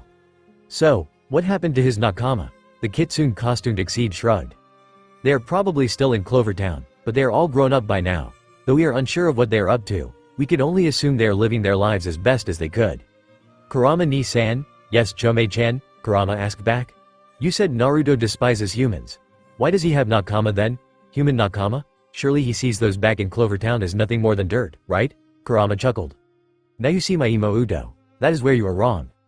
Naruto has made exceptions to his rule of thumb in which he makes bonds with those he believes are strong, but the ones who he first bonded with, the humans he so despised. Those humans in Clovertown will be the ones he can never despise. His swordsmanship teacher is also a human and he calls the man his nakama. To be honest, I'm not entirely sure what's going on in his head. I think that after making new human nakamas he's having a conflict with his beliefs and dislike for humans. Fu and Chome were in utter shock as they watched the man before them. The one labeled as an SS rank criminal, the Ogun of Fujin, the god among men, the most powerful Dragonslayer Fu had ever laid eyes on, had lived a life where he had to figure just what he was, only to have to keep struggling to find out. Fu gained the look of pity in her eyes, but she shook it off. As Kurama said, he didn't need the pity. Chome looked at the Apocalypse Dragonslayer with a confused expression. Kurama ni, nt. Why does Naruto use other types of magic instead of using his Dragonslayer magic as his primary magic? The reason is because he is very judgmental of people in battle. He measures their strength and if he finds them strong, if he finds them worthy of seeing his magic, he will reveal it to his opponents. His use of energy make, futon and in some cases, seal magic, are what he uses against his opponents. However, those who see his Dragonslayer magic have never lived to tell the tale, Kurama said. The Wind Dragonslayer stared at the blonde man, waiting patiently for Minerva to return with the information he required. Kurama? Fu asked. The Crimson Exceed nodded in acknowledgement. Is there anything that Naruto likes to eat? Well, he does hold a soft spot for ramen. Something that more than makes him happy, even in the way he is now. His taste for ramen will never be unsatisfied. Fu nodded as she began to walk towards Naruto. She paused when she saw Minerva go up to Naruto. Her enhanced hearing allowed her to listen in on the conversation. Well, Minato-kun, it appears that my library is much larger than I expected as the books and files with relations to demons is rather extensive, but the ones with Zerif's demons must be in the dusty corners. You might have to stay a while until I find them, the old librarian spoke. Your efforts are noted, Minerva-san. But hurry and get those books. I have no time to waste. As you wish, Minato-kun. She smiled, patting Naruto on the shoulder. An act which caused Naruto to react and lash out, but as Fu was about to try and stop the blonde, she stared in awe as the fist was stopped a mere inch away from Minerva's face. Don't touch me again. Naruto snarled, his pupils growing slitted as he bared his sharpened canines. Minerva waved him off as she went back to search for Naruto's demon information. Fu took a deep breath as she walked towards Naruto and remembered not to touch him, for she remembered that Naruto was not a stranger to fighting and wasn't afraid to crush her, even if it was by a mere reaction. Naruto, she called out. Naruto remained impassive and unresponsive. Oi, Minato Teme, she yelled. Naruto blinked as he registered the use of his fake name, the name of his biological father. What do you want, Wind Dragon? He asked in a monotonous voice. Fu gave a toothy grin, her canines visible to the world. So now you answer to Minato Teme rather than your actual name. Perhaps I should call you that now, she joked. Oh, hilarious. Naruto spoke with a strong amount of sarcasm. Fu shrugged, ignoring the want to punch him in the face. Anyway, I overheard your talk with Minerva Oba-chan. Apparently we're going to be here a while, so why not get something to eat? Lupinous Town has a ramen bar not far from here and… Naruto suddenly shot up, his blue eyes shining, something the Wind Dragonslayer never saw in the young man. Ramen? Fu nodded as he asked about the food. Ramen is the most absolute greatest thing that humans have created. It is the only thing that I accept from human hands. Hurry. Fu, take me to the ramen. He bellowed as he grabbed her by the wrist and dashed out the door. Why did she do that? Kurama asked himself as he and Chome followed. Humans are such idiots. However, as the group rushed out to go to the ramen bar, Kurama paused and looked to the rooftops of Lupinous Town. His crimson eyes stared at them as if waiting for something to come out, and his suspicions proved to be true as he saw a white, blonde striped house cat walking along the rooftops. The very same cat that Naruto had thrown outside earlier. It looked at the costumed Exceed before meowing.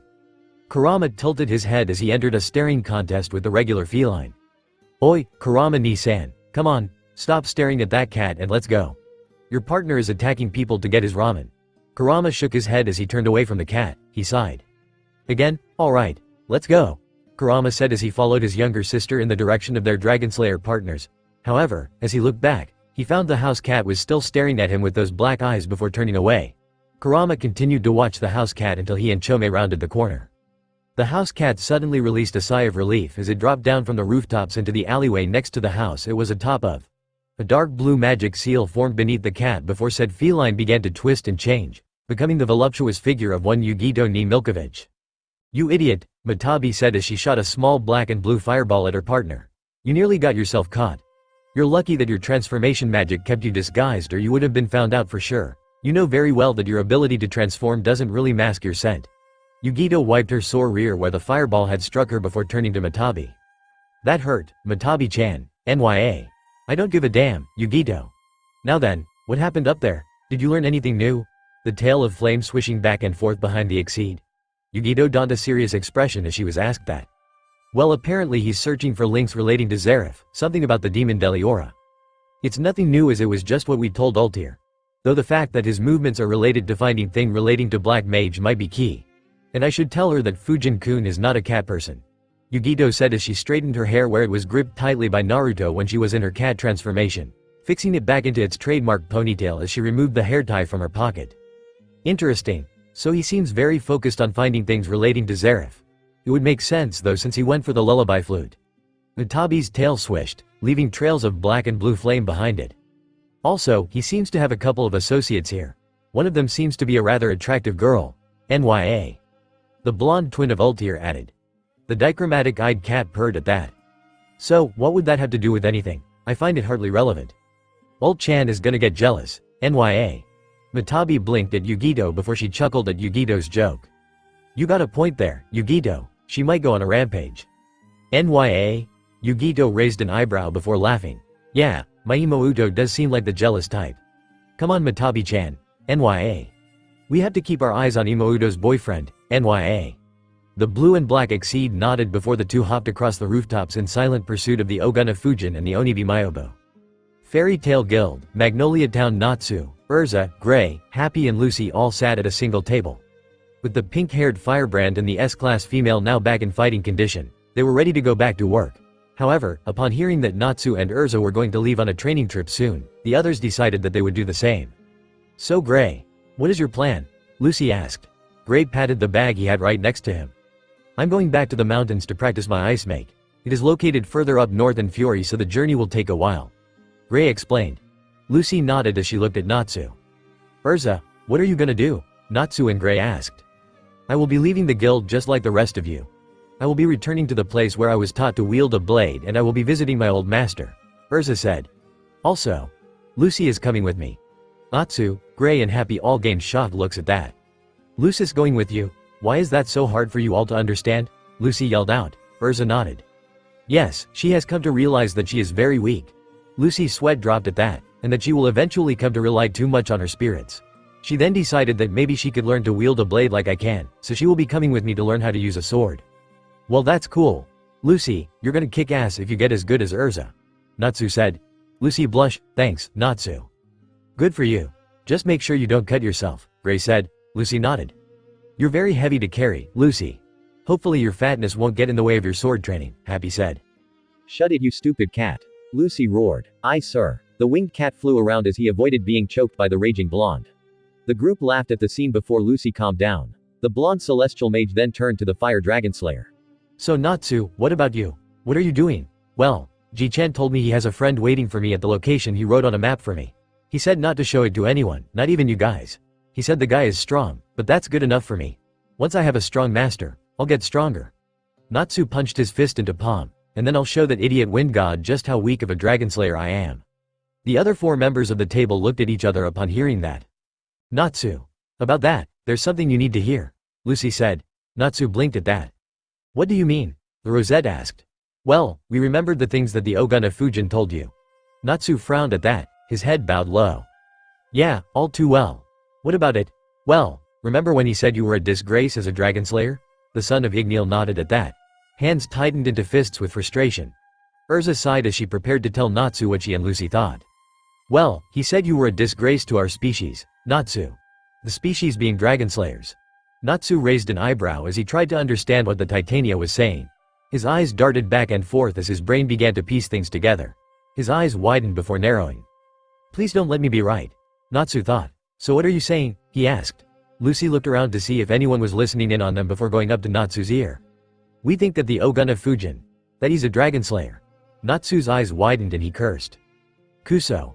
I hate it sometimes when I get things right, the dark-eyed teenager thought, and as he was about to yell out his frustration, Urza suddenly placed her hand over his opening mouth. Shush. Natsu, we don't need this information going out just yet. If you yell it out, you may cause panic within the guild and may even cause panic in fury. If someone like that SS class rank criminal is revealed to be a Dragonslayer, there's no telling just what might happen as a result, so until then, keep it just between us. Gray, Happy, did you know about this? Natsu asked. The four of us discussed it, but until we can prove it, it's not something we want to make common knowledge, Gray said. Aye sir, Happy said as he munched on a fish. Natsu nodded before his fists became coated in flames. Well then, it just gives me more of a reason to beat the shit out of him when I meet him again. The group was then interrupted when Makarov walked up to the table. Are you four ready? Natsu, Urza, Lucy and Gray nodded. Yes master. You know it, Ji-chan. Natsu grinned. I'm all fired up for this training thing. The other members of the guild then followed the group as they left the guild house. Happy waved to his friends as he munched on a fish. Get stronger Natsu, the blue exceed grinned. Natsu gave a thumbs up to the others. Only a man can get stronger like this, Elfman bellowed as he flexed his biceps. Urza, Lucy. Be a man. Lucy's sweat dropped and Urza gave the muscle-bound man a nod in return. Makarov grinned at his children. Good luck on your journeys and may the spirit of fairy tale watch over you all. Come back to us safely and stronger than before. Cause if you don't, I'll pound you all into the ground, Makarov said as he switched into a smaller version of his Titan form, which was about half the size of the guild house. Everyone's sweat dropped at Makarov before he reverted back to normal size.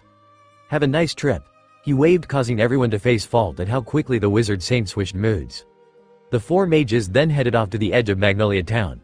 Natsu turned to his friends and grinned before putting his fist forward. We make a promise here, Natsu said. Urza, Lucy and Gray put their fists forward as well.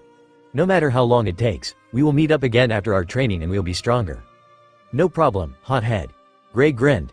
Try to not kill yourselves, Lucy laughed. To the future, where we will get stronger, Urza said as the group applied a bit more pressure to where their fists met. They retracted their arms and Natsu turned away. He looked back once before making one final statement. And if you guys don't get stronger, Ji-chan's not the only one who's gonna kick your asses. The three laughed at Natsu's last statement before nodding and the strongest team split up. Gray headed north, Urza and Lucy went to the west, while Natsu headed to the east, following the path to the place where Makarov circled on his map. So then, where the hell? Unknown location, Fury. Am I going? A man who appeared to be bit more than 6 feet tall walked through the forests of Fury. The man had black eyes and long red hair that reached just above his neckline. A nicely groomed beard and mustache had grown on the man's face. He wore a black tunic and a pair of long black cargo pants. The pants were tucked into a pair of dark brown boots. Over the outfit, the red-haired man had a long brown cloak. The man's left arm poked out of the cloak in order to hang on to the strap that was attached to the small green bag he carried. This was Gildarts Clive, S-class mage and the ace of fairy tale. Gildarts was currently on a 100-year-long mission, a mission which required him to stay away from the guild. He was very bored and he was more than happy to receive a call from his communication lacrima from Makarov. However, though the two did talk friendly with each other, Makarov had immediately become serious. Gildarts loved the old man, Master Makarov, but he was never a fan of the elder's personality that came with his title as Wizard Saint, Makarov Dreyar. He was still on the 100-year mission. The 100-year mission required Gildarts to leave his guild, Fairy Tale, for a time period of 100 years. He had the privilege to carry resources he was allowed to carry with him. Knowing that even mages required the need to restock to last 100 out in the wilderness, the 100-year mission granted the mage to return to civilization and restock once every 4 months at a specified location. Gildarts had already lasted 10 years, and he was given a chance to return to the guild because the Magic Council had needed him to be personally informed the death of takeover mage, Lysana Strauss. After attending her funeral, Gildarts left to continue the mission. However, Gildarts was now given a sub-mission given to him by the Titan magic user that was his master. Flashback 1 week ago, unknown location, Fury. Gildarts was in a bar, laughing as he drank the booze and flirted with the rather attractive waitresses. Hey babe, wanna come back to my place for a little fun? He laughed as he slapped her ass.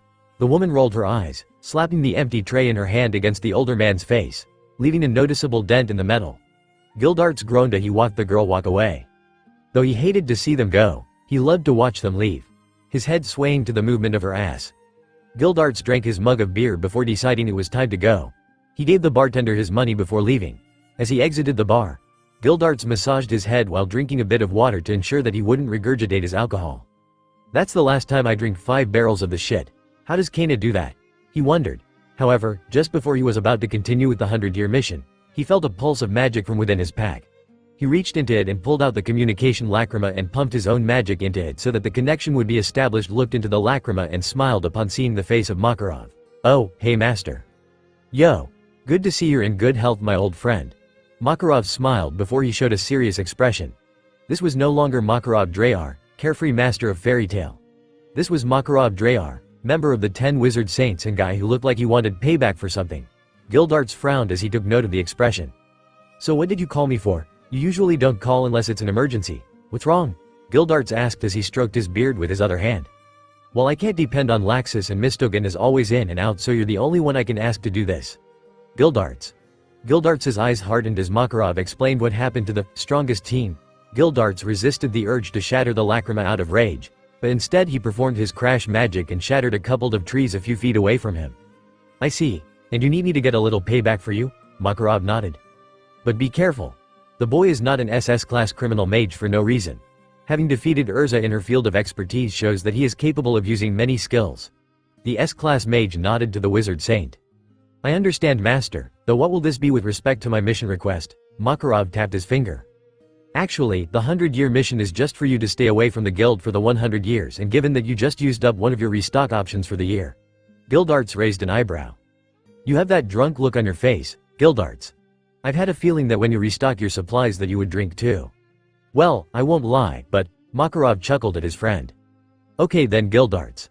I've had Kana use her tarot card reading abilities to see if she could locate the Ogana Fujin, but right now he is moving around so she can't pinpoint him. However, the closest thing she could get to locating him was a reed that directs to Tully Village, Makarov said. Tully Village, huh? Well, I guess that's where I'm headed then. I'll be careful, master. That blonde won't even know what hit him when I'm through with kicking his ass from here to Era. The aged Titan magic user nodded. Good luck. Oh, and one last piece of information before I go. Gildarts watched Makarov straight in the eyes as the man spoke his last words. Words that caused Gildarts' heart to skip a beat. End flashback. The Ogono Fujin might be a Dragonslayer. Gildarts frowned. I've dealt with Natsu and there have been talks of Gajeel Red Fox from Phantom Lord being strong. But if someone like this is a Dragonslayer, I may have to resort to going all out sometime in the fight if I ever meet the guy, Gildarts thought. Guess I'm going to Tully Village then. Gildarts said to himself as he headed out towards the village. He looked at the map he had and located the area where he had restocked 1 week ago before finding where Tully Village was. So, guess I'll just keep heading northeast from here. Tully Village. After numerous hours of walking, Gildarts arrived at Tully Village. He remained outside the village before placing 1 foot forward to enter it. The red-haired mage frowned as he began to think about the consequences of his actions. If I enter the village I will fail the mission, so how am I going to do this? He questioned himself. Gildarts' foot hovered over the imaginary boundary line between the path he was on and the village before he retracted his foot. He turned and walked away from Tully Village before settling himself against a tree. He placed the index and middle fingers of his left hand against his forehead and looked at the village. Thought projection. He muttered before a copy of himself, powered by his own magic and thoughts, appeared before him. Thought projections are actually holographic versions of a person that allow someone to be in 2 places at once, but due to them being holographic they cannot physically interact with objects or people. However, if one's magic reserves were large enough and they provided the projection with enough magic, it was possible to make a solid clone projection. Alright. Let's go. Gildarts said as he looked through the eyes of his thought projection. The thought projection wandered through the village and noticed the peaceful atmosphere. Gildarts looked down to see a little girl, though this was little from his perspective, run into him. The girl was around 15 years old and had light blue hair, dark brown eyes, and she wore a black and blue dress that ended just below her knees. Sorry about that, mister. Gildarts smiled at the girl. No harm done, he said as he ruffled the girl's head of sky blue locks. The girl nodded, however Gildarts realized something. Oi! The 15-year-old girl turned and looked back up at the taller mage. Yes. Pardon me if I sound rather forward for asking this, but you see I'm looking for someone and I was told to come here. Who are you looking for? The girl asked. Gildarts bent down to the girl and whispered in her ear. I wouldn't expect you to know him, but I'm looking for someone that is called the Ogana Fujin. The girl's eyes brightened at that. Oh, yes. Everyone here in Tully Village knows of our savior. Gildarts raised an eyebrow at that. Savior? He asked more to himself than the girl who had nodded in response. He saved a bunch of us from the Dark Guild, Black Knight, that was going to sell us as slaves. But the Fujin and Onibi came and saved us. They killed the entire Dark Guild by themselves and they allowed us to return to our homes unharmed. It was so cool, though it was a shame that the Magic Council labeled him as a criminal just because he killed them all. I thought they deserved it. The girl's words went through one ear and out the other as Gildarts couldn't believe what he was hearing. The SS rank criminal, a killer, someone who labeled as "flea on sight," was recognized as a hero. Just what kind of world do I live in? He asked himself. My name is Ileana, by the way. Gildarts smiled down at the girl. That's a very nice name, Ileana. My name is Gildarts. So do you know where the Fujin is? Ileana frowned and shook her head. Nope, sorry mister, but maybe my Nei-chan knows. She works in the bar so she gets told a lot of things. Gildarts nodded as his thought projection followed the girl to the bar. Ileana ran through the crowd, many of which greeted the young girl with smiles and cheers. The teenager returned the greetings with her own before reaching the front where the bar table was, Gildarts standing right behind her. Nei-chan. Portia Nei-chan. Ileana yelled out. Gildarts' eyes nearly bugged out of his head as he came face to face. Thought his eyes were focusing on something a bit further down, with the blue-haired bartender. The voluptuous bartender. Portia walked up, wiping a glass clean before setting it down. What, Ileana? Oh, hello, what can I do for you? Portia asked as she glanced up from her little sister to the S-class mage. Gildarts stared for a while as he continued to look at the woman's large assets before shaking his head clear them of the perverted thoughts he was currently having. Oh yes, I was told to come here if I wanted to find something about the Oguna Fujin, the Golden Wind God. Portia's eyes sparkled as she was told the title of her sister's savior. Ah yes, the first time he came to this bar was just to rest, but when I told of how my little Imoudo was captured by the Black Knight Guild, he and his kitsune went to save them. He killed the entire guild with the powers of the wind. The kitsune burned everything with its crimson flames and saved all of our kidnapped villagers. Portia smiled. You're not upset that he actually killed. You do realize that it is illegal to kill? Gildarts said. Portia shrugged. We are all willing to kill if it meant to get the people we hold dear back to us. So what can you tell me of the Golden Wind God? Gil dared her chin before looking at Gildarts. He is not someone I would call a criminal, that much I can tell you. Are you a member of the Magic Council? Because if you are, everyone in this bar is going to beat the shit out of you if you want to arrest him. Gildarts looked around as he found the bar became silent and found all the bar members glaring at him. Some of the more muscular members cracked their knuckles. Gildarts' sweat dropped and raised his hands in a defensive manner. No, I'm not a member of the Magic Council. I just wanted to hear about him because I've heard of what he did to the Black Knight Guild, so I just wanted to hear the story myself. Portia looked to the bar members and nodded. Everyone returned to their conversations as if nothing had even happened and Gildarts' sweat dropped again. So what can you tell me about him? Well, the kitsune, the Onibi Myobu, it is a kitsune capable of breathing fire and I'm sure it is very powerful like its partner. The Oguna Fujin, I had the chance to speak to him when we first met. His hair was golden, hence the title we gave him. You all gave him the name? Yup. You think the Magic Council is that imaginative? Portia joked. Gildarts laughed a little at that before the blue-haired woman continued. He was actually very handsome, despite the fact he wore a face mask to cover the lower half of it. Those blue eyes, she sighed to herself. Nei-chan has a crush on him. Ileana giggled. Portia huffed. I have a boyfriend, Illy. Why don't you go bother someone else?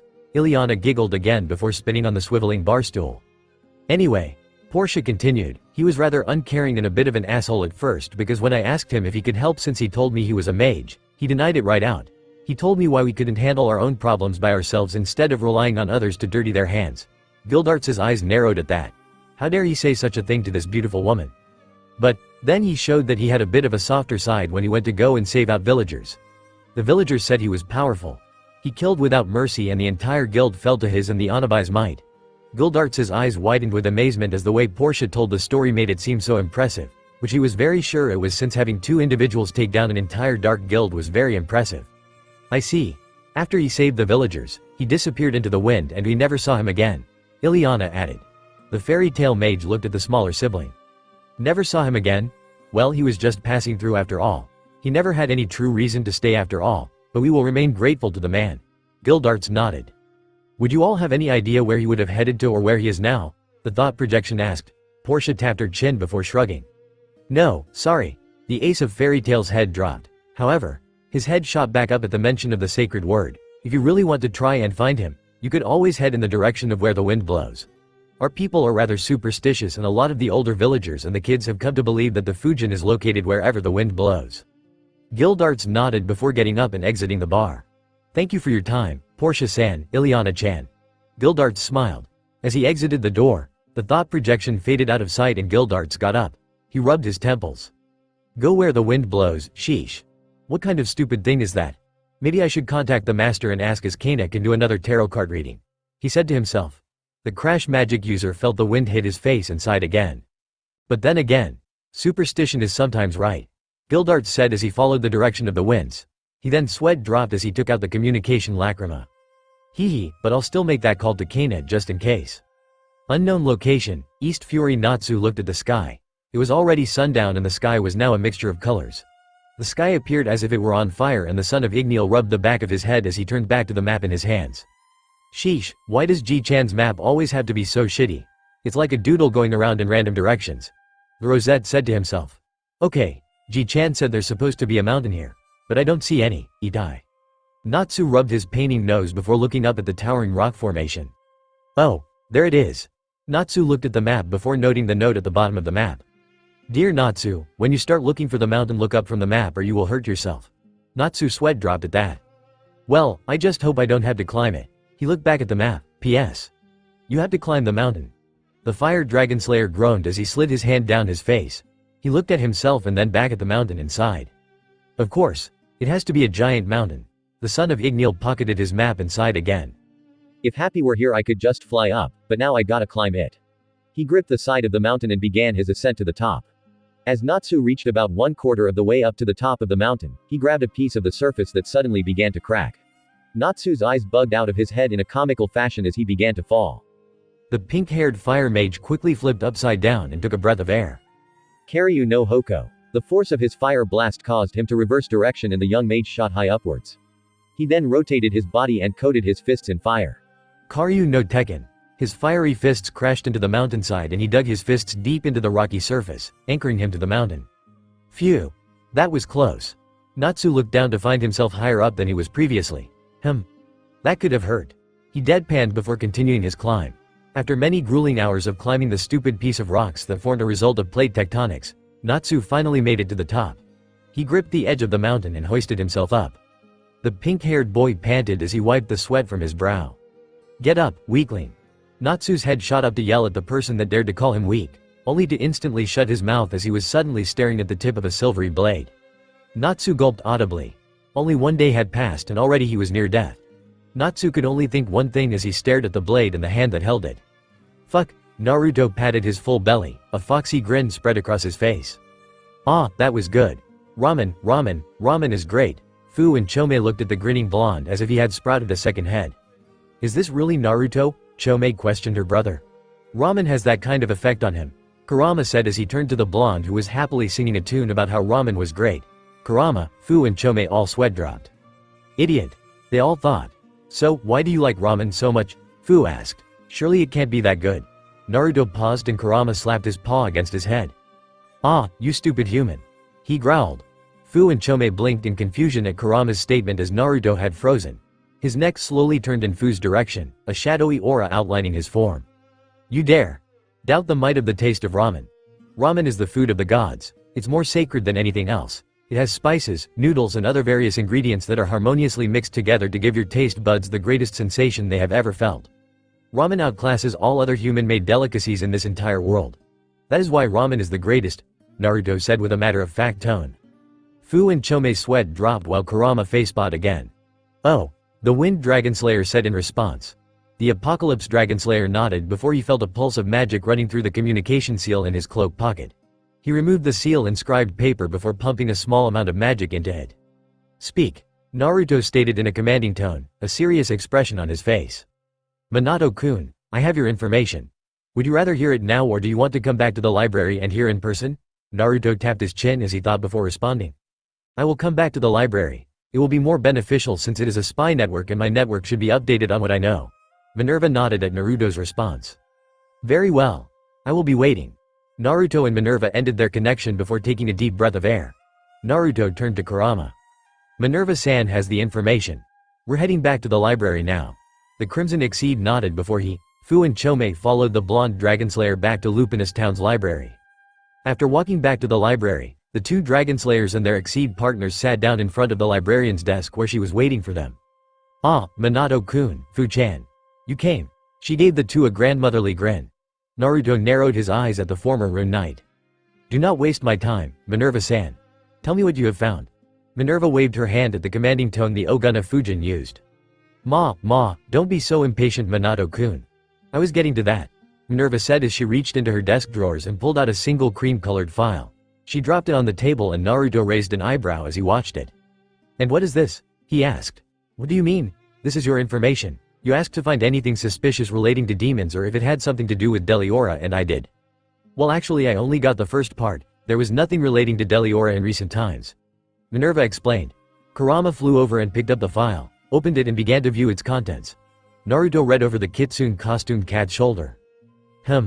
S-class mission relating to demons. Apparently there is a cursed island called Galuna Isle located not that far away from Harjin Port. The island is said to have been cursed, causing the inhabitants to transform into demons. Kurama read out loud before laying down the file. Within the file was the mission request page, the little amount of pages describing the situation on the rather unknown island. "Interesting," Naruto said. "So what's the status?" Fu asked. Naruto stood up and turned to Fu. "The mission is an S-class. I am an SS class ranked mage as per that of the Magic Council. This mission can be done by myself, however I will not be sure as to what I may encounter, so I will require assistance. You, Wind Dragon, as well as Chome, will be accompanying Kurama and myself. I will also be assisted another member of the spy network." "Who?" Fu asked. Naruto raised a hand, thus silencing the Wind Dragon Slayer. Naruto removed his communication seal from his cloak and pumped a small bit of magic power into it. The group watched as the blonde telepathically made contact with his mystery member. In a few seconds, the conversation was over and Naruto pocketed the seal. "Alright, preparations are made. We go to Harjin Port as of now." Naruto turned to Fu. "Are you capable of airborne travel, Wind Dragon?" Fu blinked in confusion. "Huh?" she answered intelligently. Naruto sighed, pinching the bridge of his nose. "Are you capable of flight?" he clarified. Fu nodded in understanding. "Yes, both us can." She gestured to Chome. Naruto and Kurama then headed out through the doors. "Then we leave immediately," he said as he and Kurama took off into the sky. Fu and Chome looked at each other before running outside. Furyu no Hai Tsubasa. 2 pairs of wings made purely out of wind sprouted out of her back. Chome performed her era magic and 3 pairs of insect-like wings sprouted out of her back.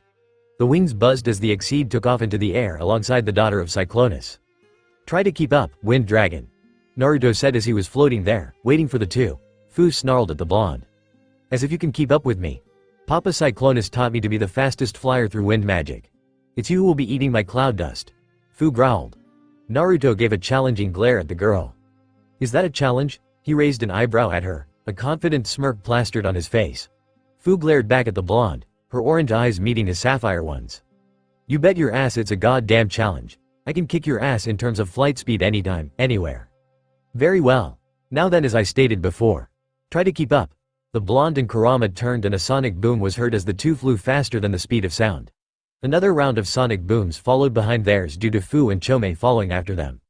Harjin Port, Harjin Town. The people of Harjin Town walked through the streets with their regular plans in their heads.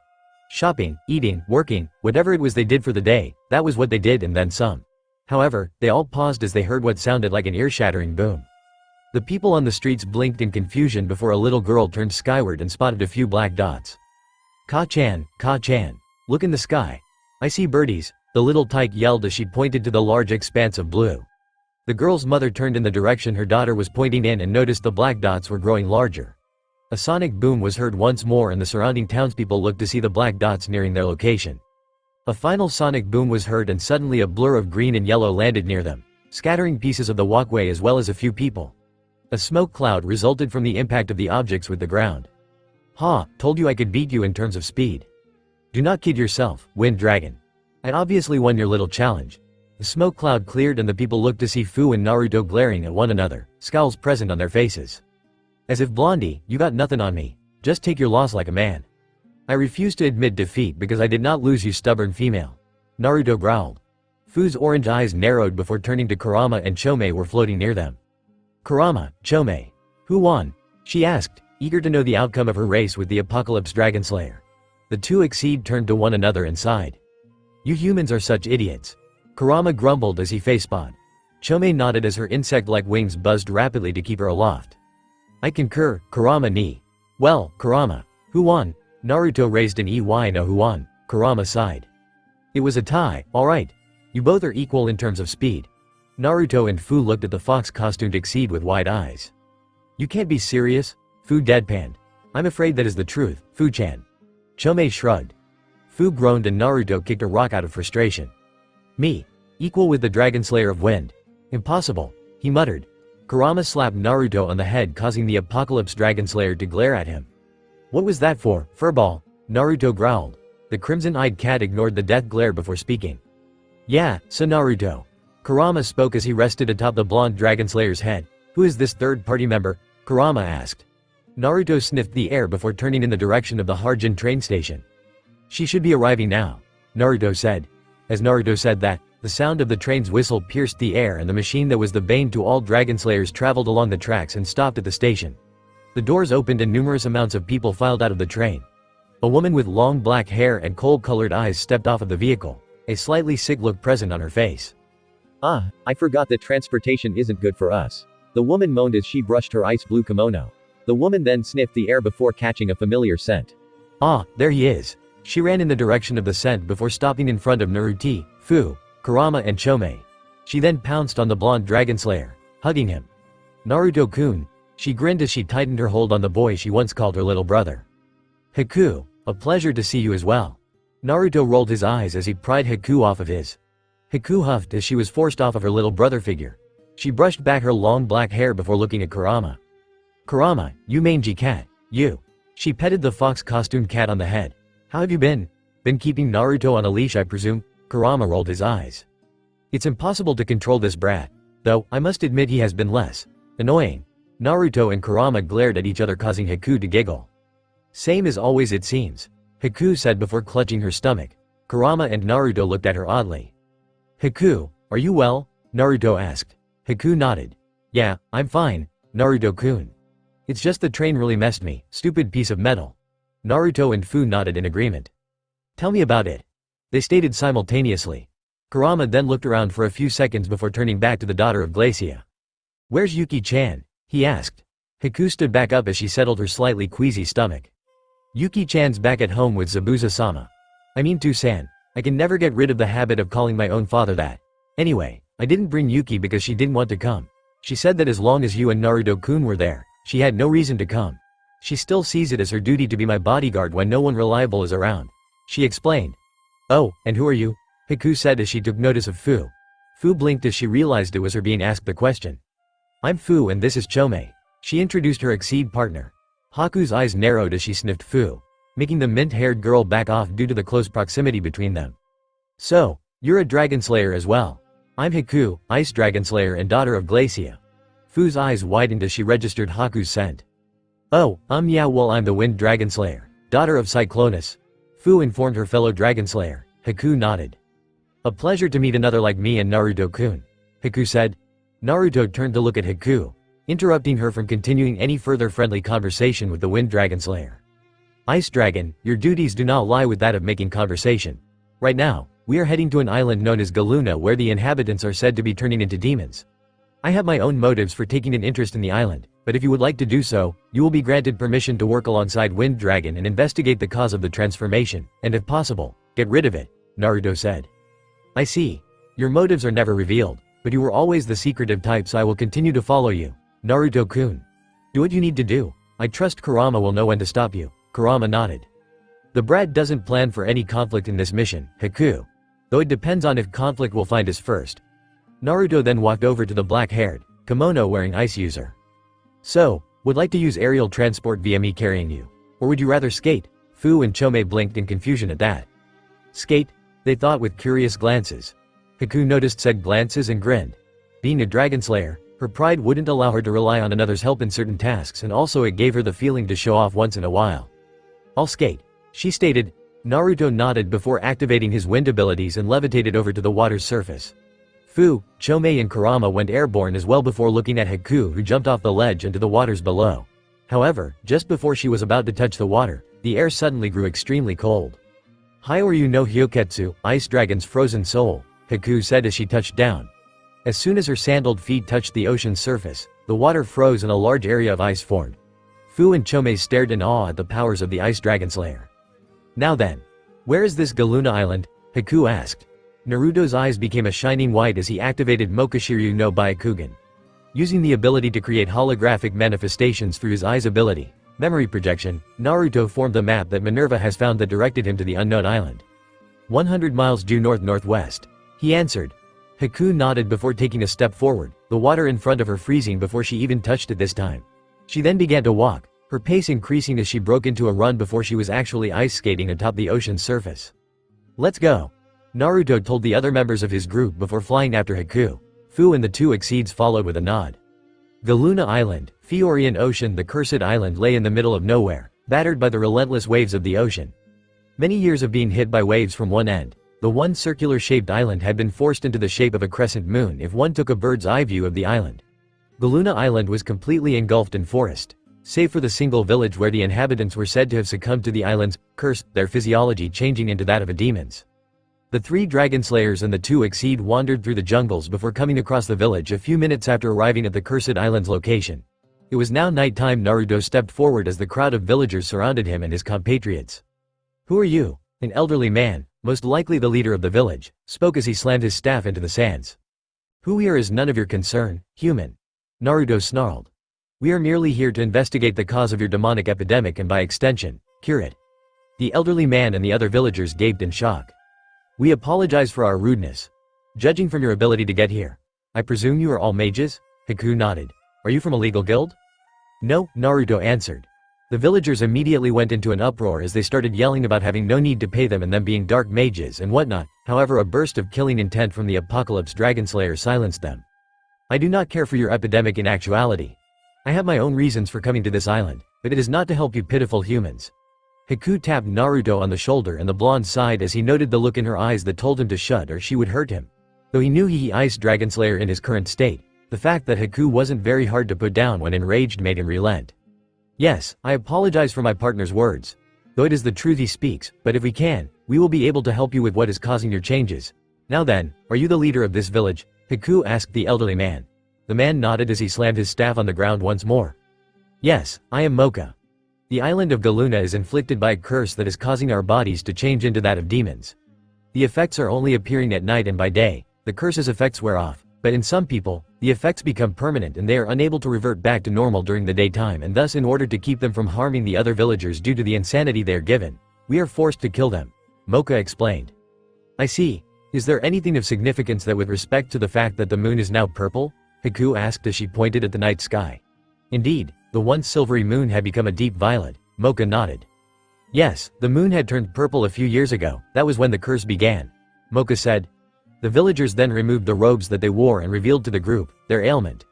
Their eyes widened as they saw the villagers with clawed hands and feet, some bearing horns on their heads, others with extended canines and enlarged jaws.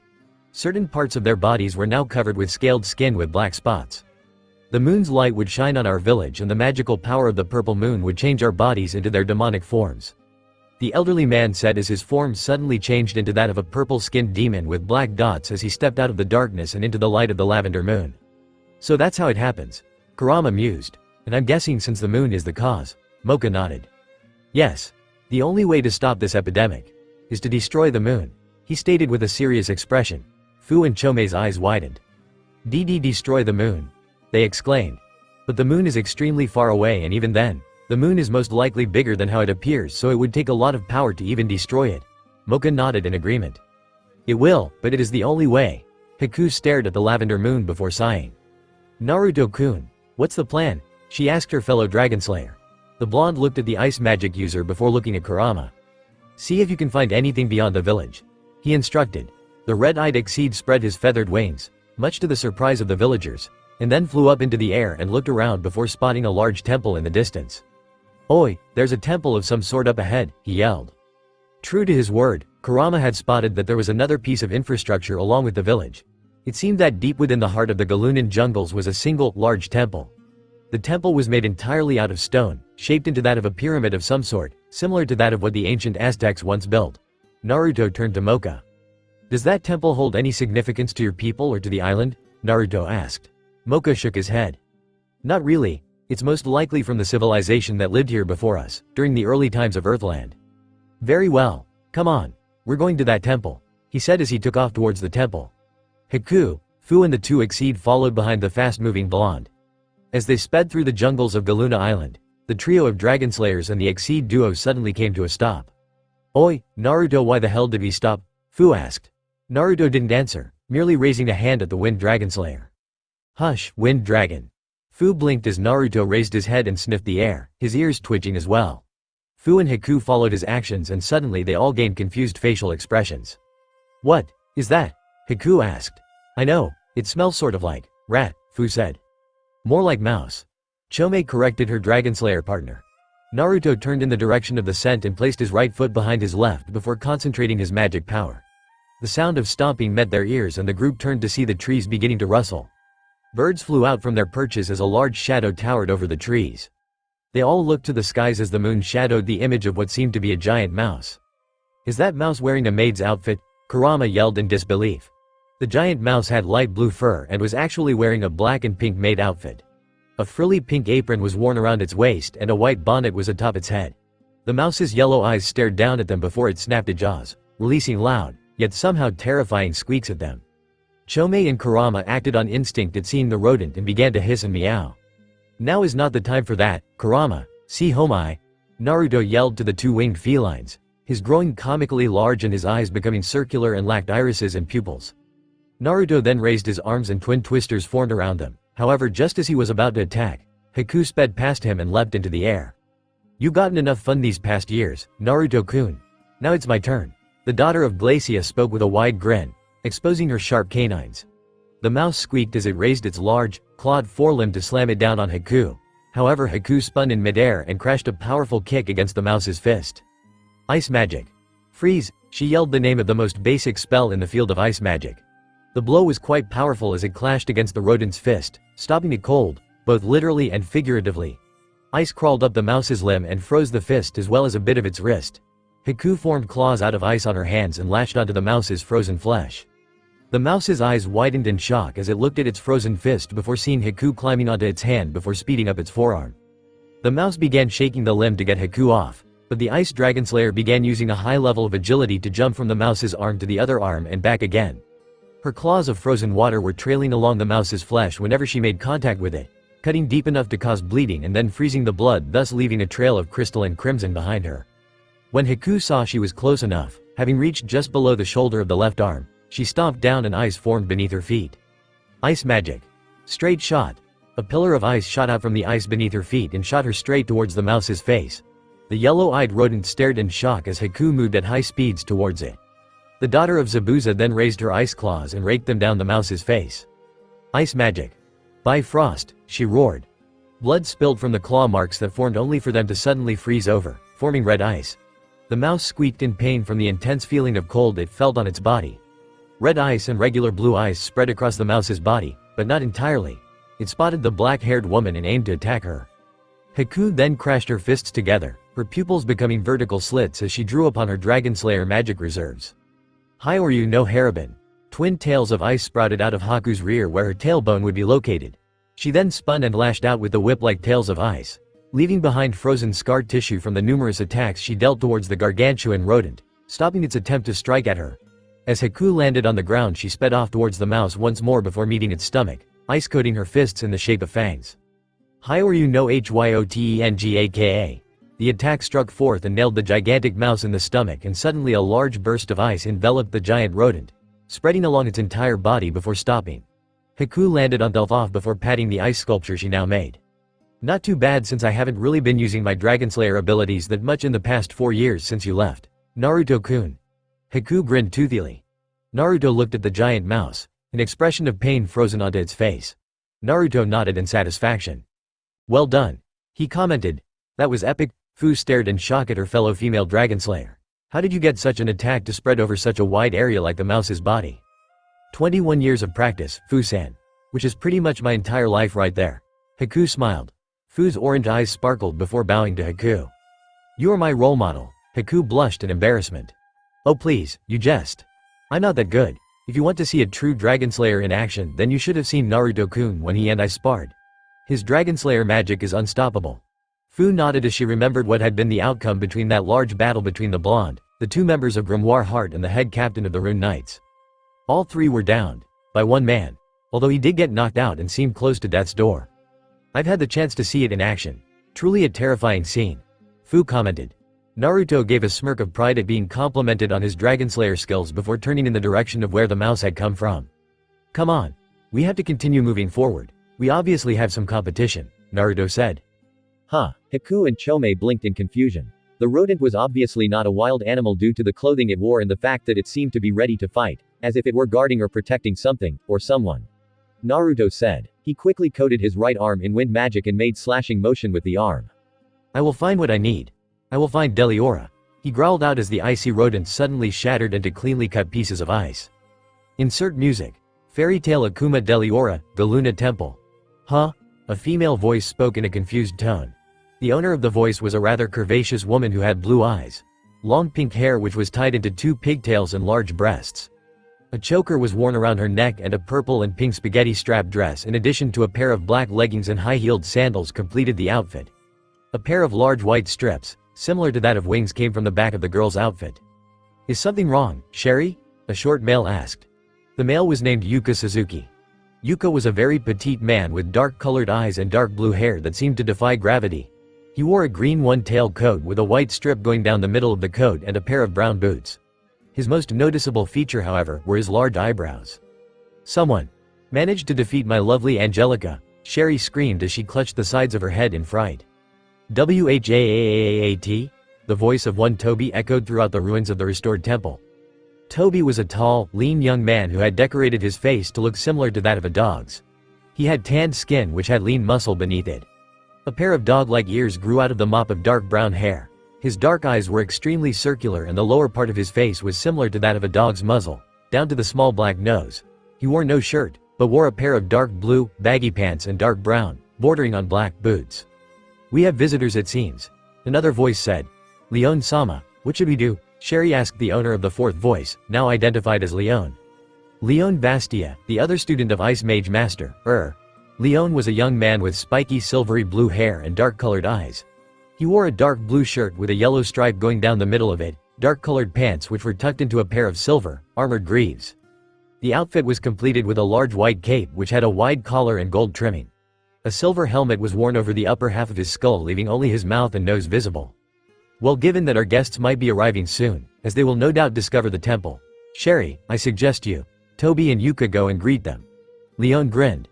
The other three members of Team Leon nodded and headed out to meet their guests. And what of me, Leon-sama? Asked Zalti, the fifth member of Team Leon. Zalti was a short individual who had tanned skin, but the majority of his body was hidden beneath the large clothing he wore. Said clothing consisted of a dark green tunic over a dark orange shirt, dark brown pants and a pair of dark brown boots. A red and gold mask was worn to cover up a majority of Zalti's face, with the gold lines making a pattern similar to that of a cat's face. A pair of blue lines and a blue symbol of unknown significance decorated the mask as well. Olive green hair stretched over the young Zalti's back and appeared to be slightly spiky.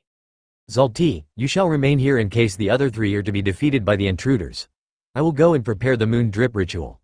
Zalti nodded, a wide grin on his face. As you command, Leon-sama. Zalti spoke.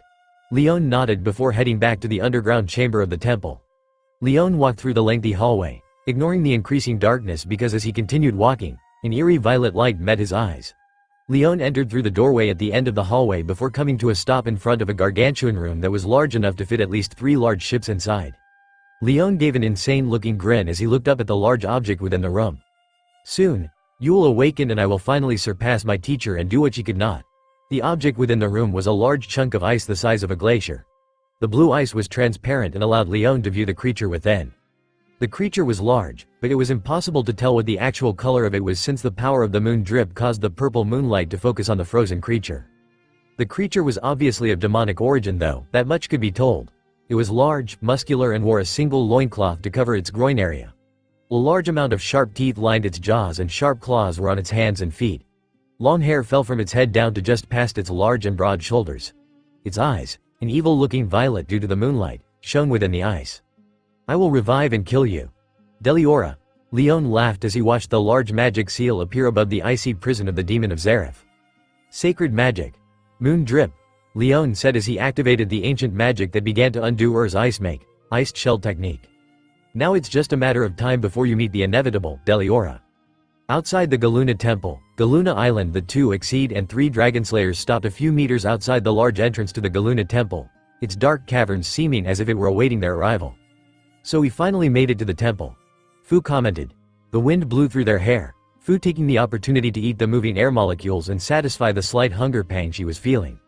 Let's go, Naruto said, however he paused when the earth began to rumble. Naruto's eyes narrowed as he stared at the cracked earth outside the aged temple before a large earthen fist burst out of the ground. Naruto backflipped to avoid the strike before landing. Another fist escaped its earthen confines before the hands found their grip. The earth groaned and cracked, and with a mighty roar, the owner of those hands burst forth. A large golem burst out of the ground, its hollow eyes staring at the intruders. Naruto growled at the golem before raising his face mask, signifying he wasn't here to mess around with some piece of earth. Hee, seems as though you people don't know where you all are. Sherry spoke as she walked out of the entrance of the temple. Yuka and Toby flanked the pink-haired girl. You will not be allowed to enter the temple and stop the moon. The group. Moon drip? Kurama asked. Yes, moon drip. The process of channeling the magic power of the purple moon to undo the act of any magic. The properties of the moon's magical power border on that of a god's. It can undo any spell. Even the mighty iced shell. Naruto raised an eyebrow at that. So Deliora is here? He asked. The 3 members of Team Leon took a step back in shock. How did you know that? Toby exclaimed, his face being comically angry. I didn't. The fact that you reacted in such a fashion merely confirmed my suspicions, Naruto said.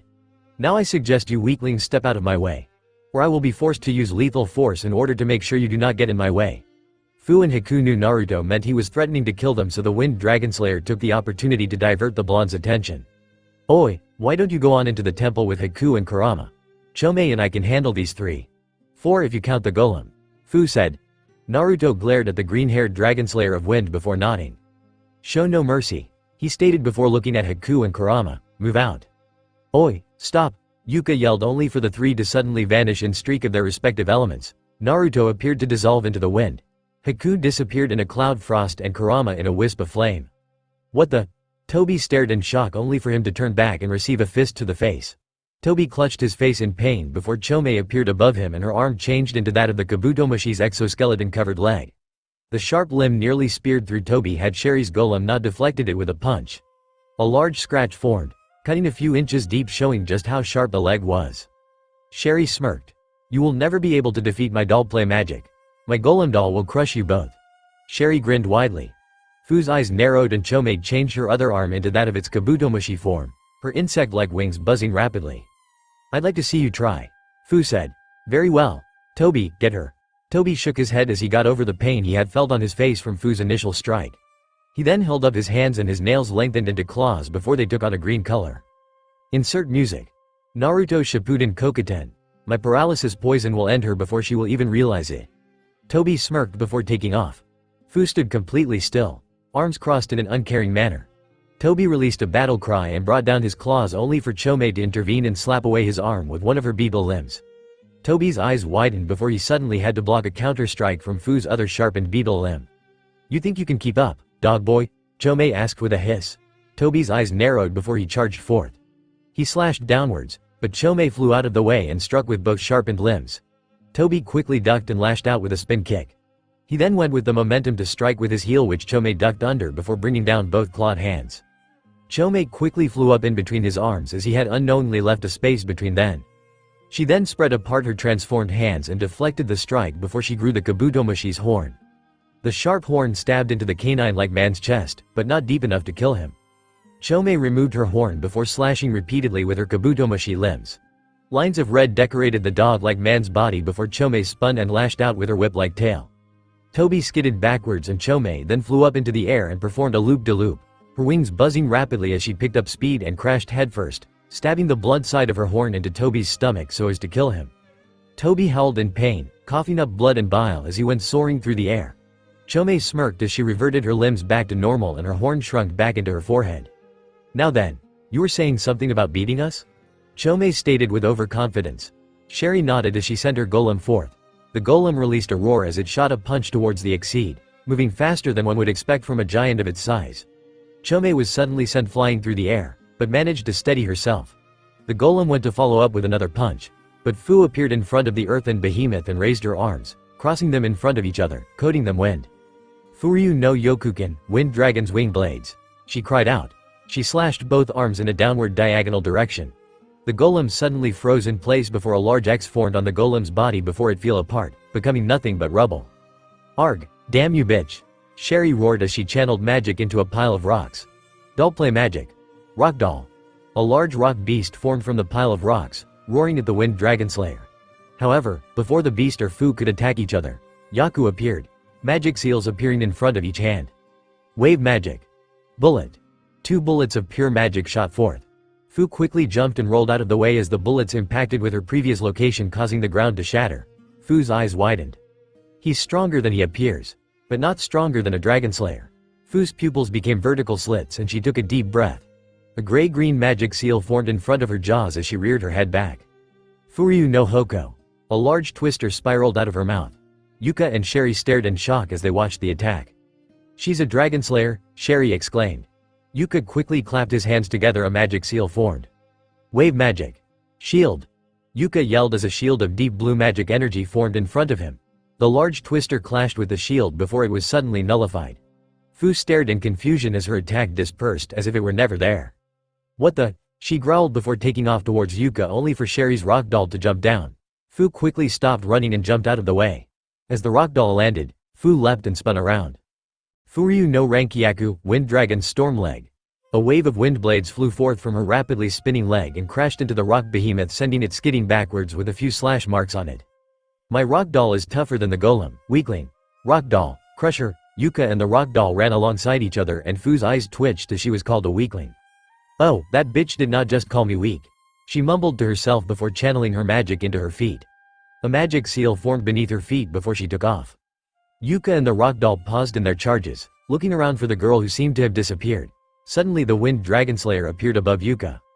"Furyu no Kase Kiwa, wind dragon's wind edge," she cried out, her fist surrounded by a storm of swirling wind currents.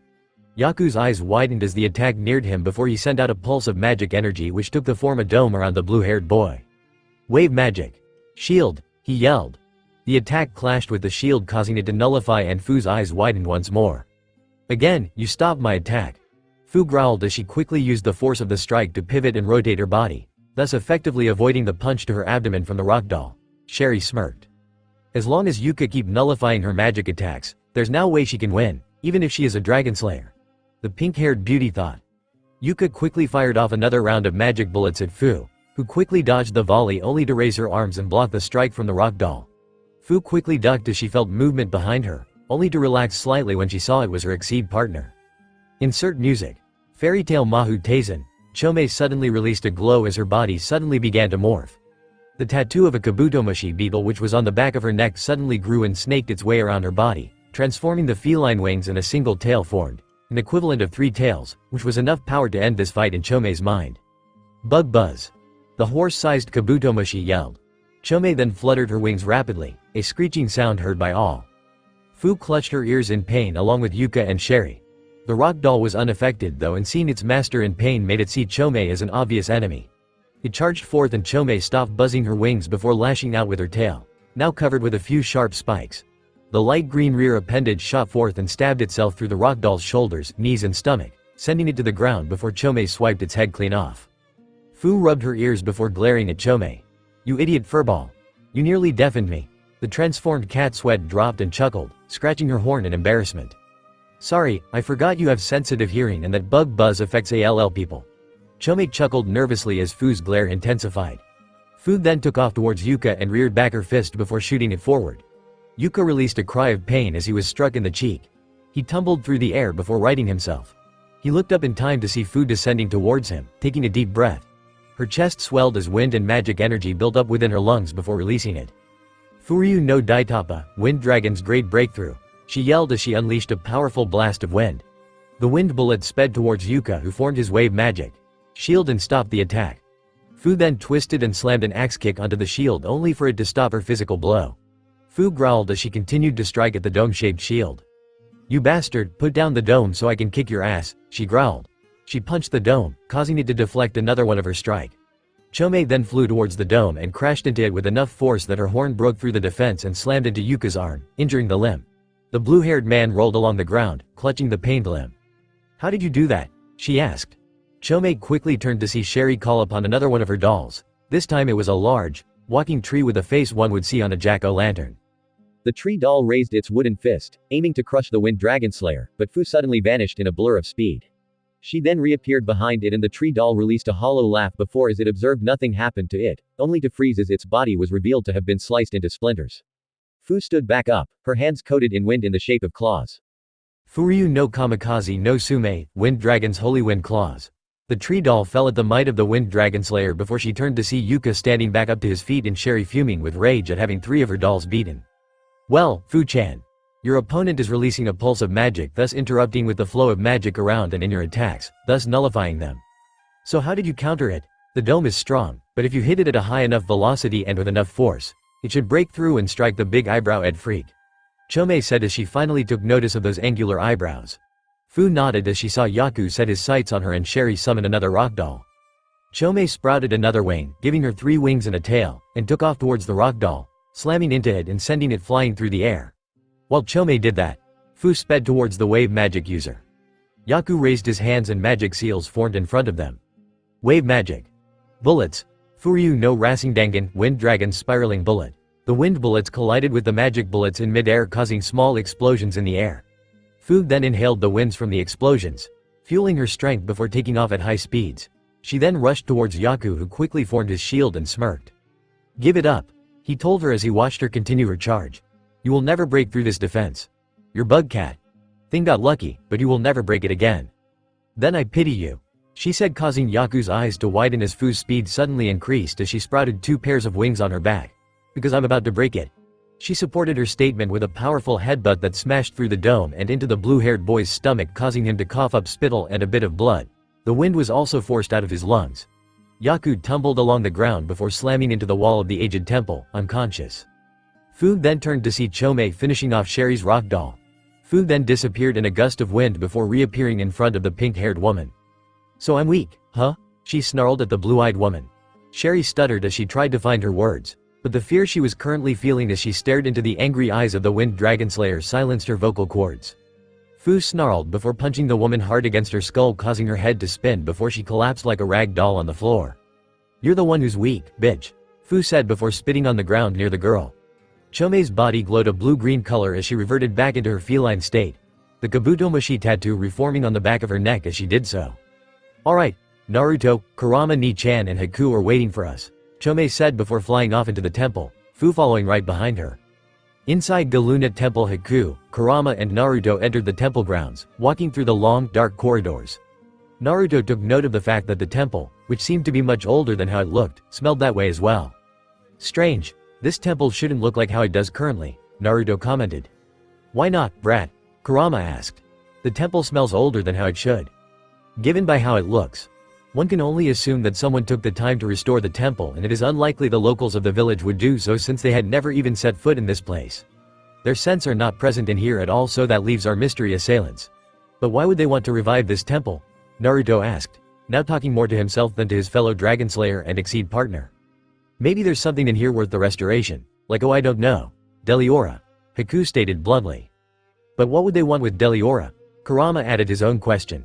The trio remained in silence as they continued to traverse the hallways, Kurama providing light as he used his crimson flames to do so. They continued to walk for many a minute before a purple glow caught their eyes.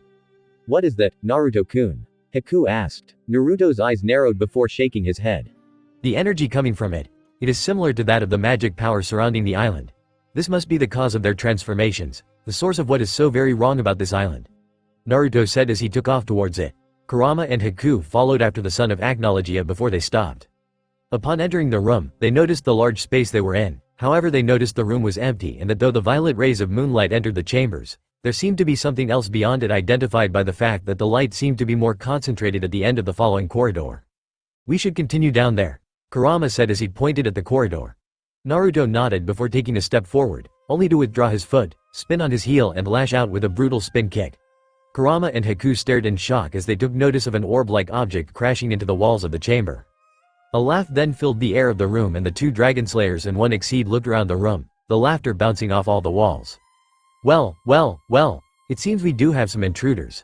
Zalti laughed as he withdrew the teal-colored orb from Ted as he looked at Zalti. Get out of my way, human, or I shall be forced to deal with you in a manner not to your liking, Zalti laughed. So you think, but you will find to be most difficult my blonde friend. Or should I say Oguna Fujin? Zalti grinned widely as Naruto's eyes narrowed, adjusting the face mask he had put up prior to his entry into the temple. I do not hesitate to kill, human. Now get out of my path, and I will be lenient towards you. Naruto growled. Zalti chuckled and merely responded with a toss of the teal orb. Insert music. Naruto raising the fighting spirit. Fast forward, he muttered. Naruto's eyes widened as the orb sped towards him at speeds he barely kept up with, only for the orb to retreat back to Zalti's hands and shoot towards him at a different angle. Naruto grabbed the orb, gritting his teeth as the force caused him to skid backwards slightly. He held up the orb and crushed it in his grip before taking off towards Zalti.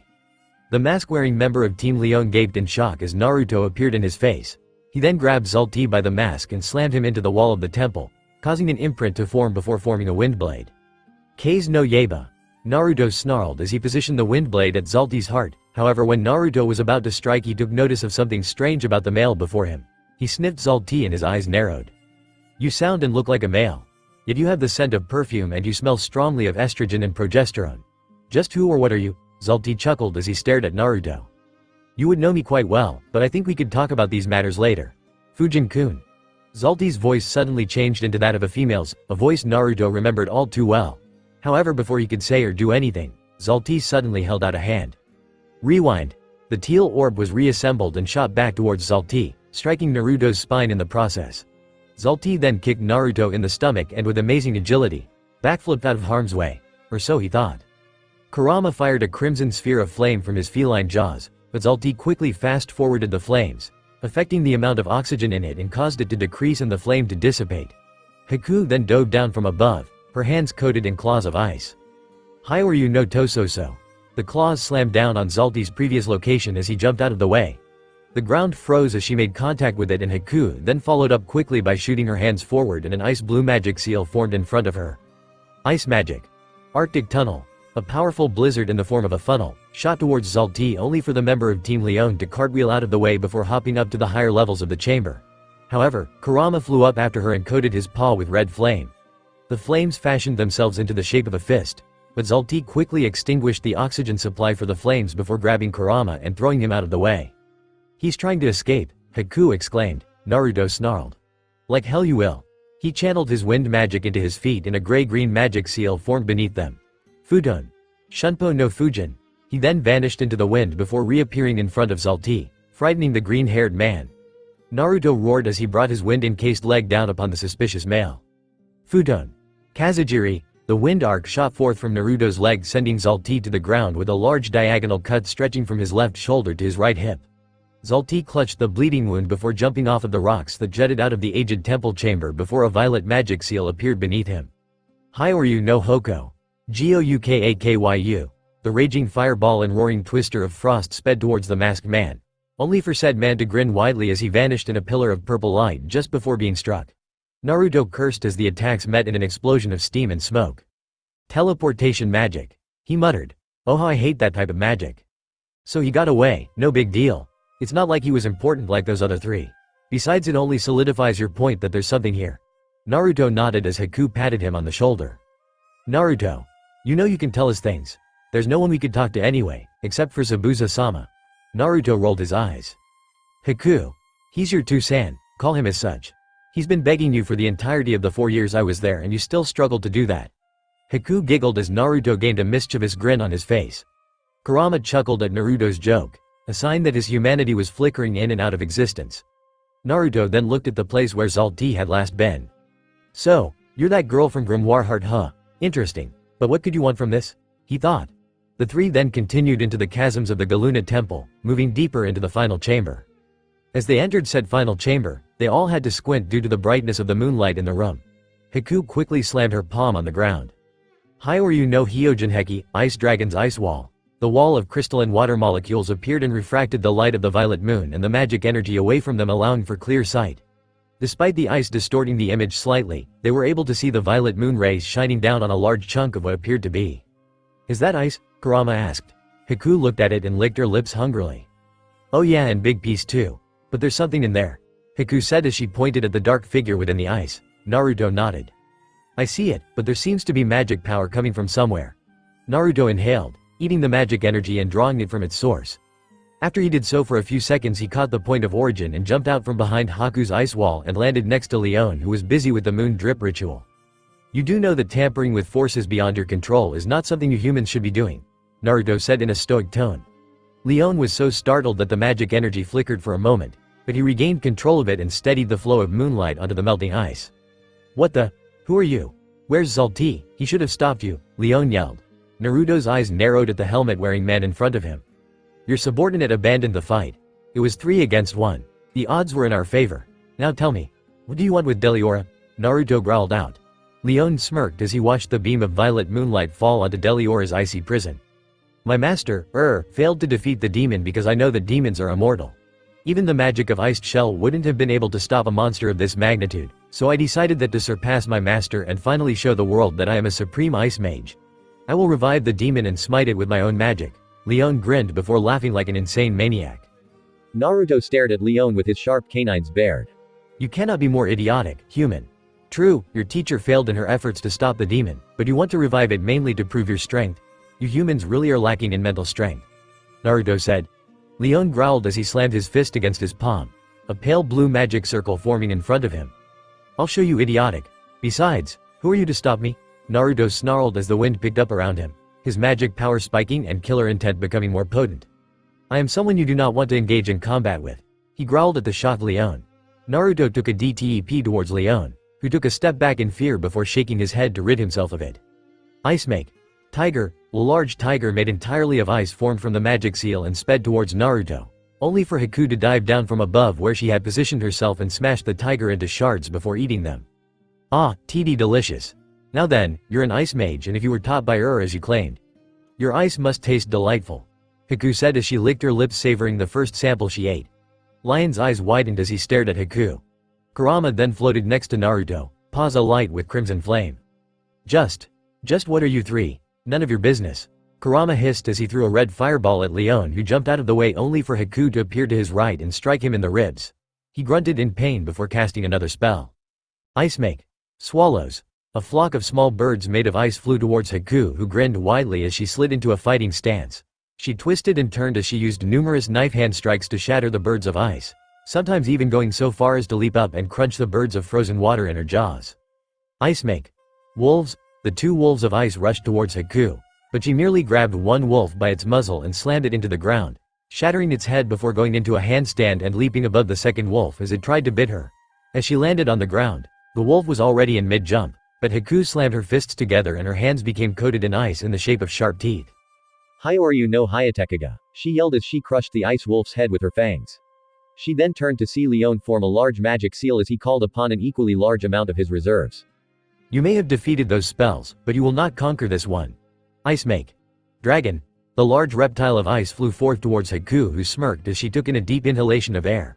Ice swirled into her mouth, taking some of the ice from the stray shards that flew from the dragon Leon was using. "You should know something," Haku said calmly as she watched the ice dragon near her. She bared her canines as she readied her attack, a large magic seal forming in front of her. "You shouldn't use ice dragons on the ice Dragonslayer." Lion's eyes widened as Haku let loose a powerful burst of magic power as she reared her head back and exhaled. "Hyoryu no Hoko," she roared. The large blast of ice clashed with the dragon that Leon made and it seemed as if the 2 attacks were evenly matched. However, Lion's eyes widened as he saw cracks form on his dragon's body. The dragon then gave one last roar before it was shattered and Leon was sent careening through the air, only to meet the floor as Naruto appeared above him and choke slam him into the ground. "Dragon Slayer?" he questioned as he looked at Haku. Naruto nodded in confirmation before holding up Leon and taking off his helmet. "You have no use for this since we do have no idea who the hell you are," Naruto said as tossed aside the piece of steel. Leon gritted his teeth as he felt the pain of being struck with the force of a dragon's roar attack. "Now tell me, human. You wish to revive Deliora, correct?" Leon nodded. "The moon drip process will undo the iced shell and free the demon," Naruto smirked. "Good, because I plan to release Deliora myself. Only not to defeat it," Your services have expired now that you are of no use to me as of this moment. Lion's eyes widened only to see black as Naruto tossed his aside like a rag doll. Leon was about to get back up only for a powerful wind bullet to drive itself into his body, sending him spiraling into the wall, causing a few rocks to fall atop of him, knocking him unconscious. Haku, I will need you to take the human and get outside. I have some business with the demon. Naruto growled, his eyes changing into that of his draconian father's. The black-haired Dragonslayer stared at the taller man. The person she had once called little brother. Naruto took a few steps towards the ice-encased Deliora, Kurama flapping his wings next to the blonde. I said go, Haku. Naruto said with a forceful tone. Haku nodded before leaving with the unconscious Leon. When Naruto saw that Haku had indeed left, he made a few arm motions before thrusting his palm outwards. Seal magic. Silence. A numerous amount of sealed kanji appeared in the doorway that led to the corridor Haku and Leon had exited through. Naruto formed hand motions and thrust his palm out again. Seal magic. Barrier lock. A spiderweb of sealed kanji then appeared out of a dark violet magic seal followed by a barrier of similar color. So, how exactly are you going to awaken Deliora? Kurama asked as he watched Naruto literally seal off access to the room he was in. Naruto walked up to the icy prison and watched the moonlight refract off of it. The purple moonlight appeared to have some effect on it, lowering the equilibrium of the ice and making it melt, so it would seem that it would best be done by increasing the amount of moonlight. Naruto said before raising his leg. Futon. Kazajiri, he released a numerous amount of wind blades from his legs, rapidly kicking outwards and thus cutting through the ceiling and the walls of the temple chambers.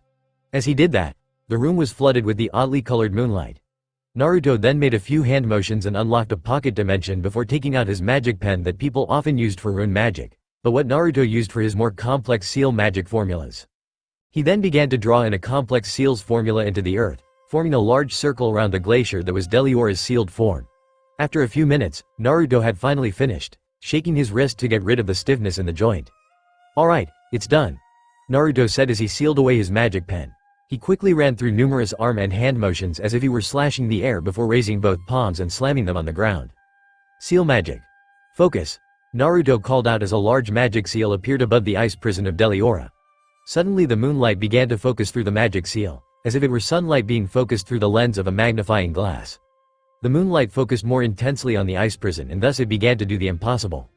The iced shell was melting. As Naruto took notice of this, he quickly clapped his hands together and two magic seals formed in a layered seal magic formula Naruto had devised. Seal magic. Two-layer formula. Binding stasis. Naruto yelled. A pulse of magic energy filled the room before the iced shell's melting form began to crack. The body of Deliora within the ice began to shudder and shake before the ice cracked away. Deliora's eyes widened as its glowing yellow eyes shone with life once more. Insert music. Naruto Shippuden Pain's theme song. Deliora roared as the iced shell finally gave away and fell to the ground. The demon of Zareth then looked around as it surveyed its surroundings only for Naruto's seal to suddenly activate. Seal magic kanji snaked its way up and around Deliora's body before Deliora felt its body being bound in place. The seal magic then pulsed and glowed before a soft blue light drove away the dark purple light of the moon of Galuna Island. Deliora's ice-affected body then regained the bit of color it once had when it wasn't in cryostasis and the beast roared as it tried to free itself from its bonds. I wouldn't do that if I were you, Naruto spoke as he and Kurama flew up to eye level of the towering demon. Deliora's eyes narrowed before roaring, but the act did nothing to faze the Dragonslayer and the Exceed. These seals are specifically designed by yours truly to keep you alive as well as bind you. The magic of the iced shell is supposed to have drained you of your magic power, and even though you are immortal, your body would have been reduced to dust. My seals are retaining what little magic power you have and should have been violent. They also act to restrain your body. Deliora snarled, breathing deeply before opening its mouth. A stream of magic energy shot from Deliora's mouth, but Naruto held up his hand and made a few hand motions. Seal magic. Reflective barrier. Naruto stated. A dark blue magic seal formed and absorbed the magic beam met at him before it was reflected and fired back at the beast. Deliora's head snapped back and its body tilted, and due to its bindings, it was not able to stop itself from collapsing against the walls of the Galuna temple. Deliora snarled as it continuously tried to free itself, but to no avail. Now then. Stop struggling and quiet your tongue, demon, before I am forced to rip it out of you. Naruto roared as he released a pulse of Agnologia's magic. Deliora's eyes widened as it felt the malicious magic spread throughout the room. The demon stared at Naruto, his eyes of pure white, and the image of the black dragon seemed to encompass the blonde mage. Silence filled the room and Deliora and Naruto stared at one another. Kurama spectated the entire event and could only wonder just what kind of influence the Black Dragon of the Apocalypse had on these demons for them to act the way they did when Naruto used his Dragonslayer magic. "What is it that you want, human?" Deliora snarled only to receive a Rasengan to its face. The orb of pure magic drilling itself into its face. The demon roared in pain as the flesh above its eye was lost. But like all demons, Deliora's healing factor kicked in and healed its wounds. "Do not compare me to the pitiful humans of this accursed planet. I am a Dragonslayer, the child of the dragon of the apocalypse. Now, you will tell me what I wish to know or I will torture you with my energy mate. Do I make myself clear, demon?" Deliora snarled. Its pride wounded from being ordered by the minuscule life form before it, but it yielded. "Very well, Dragonslayer. What is it you wish to know?" "I wish to know the location of your master and creator, Zeref. I had a discussion with your sibling demon, Lullaby, and the flute demon said how you would know of Zeref's location. Now tell me, where's the black mage?" Deliora's yellow eyes widened before narrowing. "What would you need the information on Zeref-sama's whereabouts for? Answer the question." Naruto roared as he drilled another Rasengan into Deliora, this time into the demon's forehead and through the skull. Deliora roared in agony before it looked back at Naruto, the wound healing before his eyes. "True, my survival through the act of living magic does bind mine and Zeref's existences so that if Zeref-sama dies or if Zeref-sama chooses to relinquish it, then my immortality is lost and I will die. However, I was merely tasked with causing destruction those few years ago in the snowy mountains in the north of this pitiful human society before I was defeated," Deliora growled, "by Thothum Ice Mage. I do not care for your tale, I merely wish to know where your master is. Are you so stupid that you have to give me your life story before moving on to what I actually want to know?" Deliora growled at Naruto. "If I weren't bound. I do not know of Zeref-sama's whereabouts. Zeref-sama has many hideouts located throughout Fore, however, so it would be best to locate those before you begin a blind search for the black mage." Naruto's white eyes narrowed. "Tell me where those hideouts are. Why? Do you wish to kill my master? Despite your power from being the Dragonslayer of the Black Dragon of the Apocalypse, my master will not be felled by such an impudent brat of a human like yourself." Naruto's teeth gritted as he walked atop his bound victim's face and with a flick of his wrist, he summoned forth the dragon-slaying sword, Excalibur. Deliora's eyes widened. "That sword? You wield the blades of Merlin?" He gaped in shock. Naruto flicked his wrist again and the golden flames encompassed the blade. Naruto remained silent as the golden flames reflected within the pure white glow of his eyes, giving a frightful image. "Do not ever call me a human, demon," Naruto said as he stabbed the burning blade into Deliora's eye. The demon roared with pain. A roar so loud that the chambers quaked and the walls of the temple began to shake, but due to Naruto's silencing seal, the deafening sound was made mute. "Now tell me, where are those hideouts located before I burn your other eye?" Naruto snarled. Deliora panted as it felt the wounding of its eye take effect before it was healed. "I will never betray my AAA ag." The sound echoed once more as Naruto stabbed Excalibur into the other eye, burning it, retina and all. Deliora panted as it continued to resist, being stabbed in its eyes numerous times, and Kurama watched as he nestled atop Naruto's head, observing the brutality of it all. "Deliora is determined and its will is strong, but it will yield in a matter of time," Kurama said. "That is something that I do not have the luxury of having. Time is not on my side," Naruto said as he looked around the room, the sounds of Deliora's roars having made the room border on instability. "Now, tell me what I want to know and I will spare you the agony." Deliora panted before flinching as Naruto raised the golden blade. Okay. I will tell you what I know. I only know the location of two of the hideouts. Zeref-sama has only used those during the Great War that took place during his reign of darkness. One hideout is located in the Wood Sea, the place where the ancient magic Nirvana was once said to be. However, you will have to search the entire woods for it since it is obvious that Zeref would not share the exact location of his base.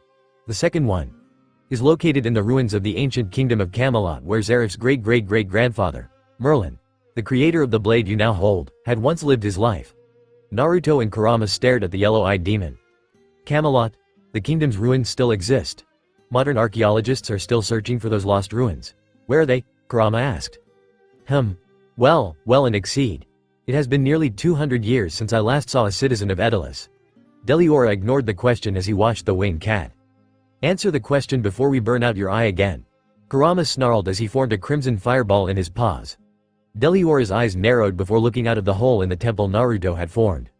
Zeref-sama's main base of operations in Camelot, in fact the entire city of Camelot, even before Zeref's coming, was protected by Merlin's magic.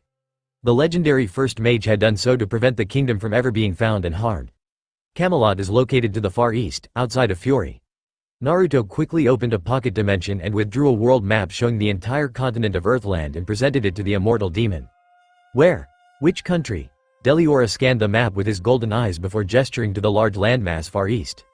The largest country, the one you all call the Pengrande Kingdom. It is probably the only place large enough to conceal the ruins of a kingdom the size of Camelot.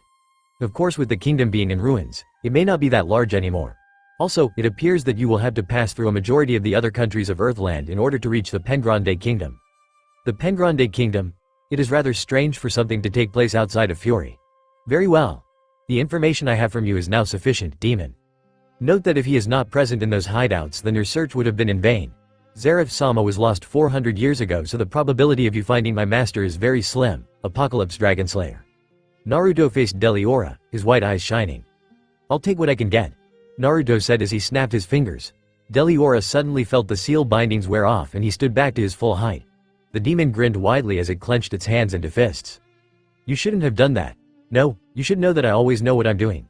Naruto spoke as the image of Agnologia appeared behind him. Dark blue and black magic power rolled off of Naruto in waves, his white eyes shining within the darkness and gave an ominous picture. Deliora's eyes widened as Naruto opened his jaws. Mokashiryu no Hoko. The blast of pure magic power, the attack burning his body from the inside out before the blast expanded in a dome that was obviously going to cause the room to collapse and destroy the temple.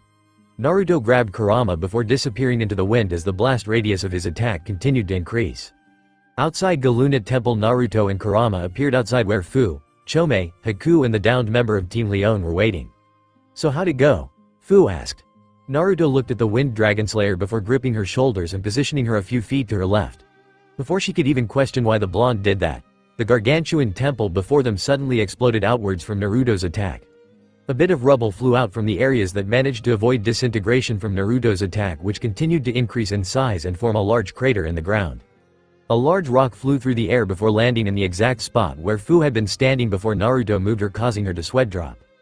Oh, so that's why you moved me. Fu deadpanned. Naruto remained silent as he observed the results on his attack. A large crater that expanded past the parameters of the temple's own size was the result of Naruto's attack, and Naruto clutched the map in his hand.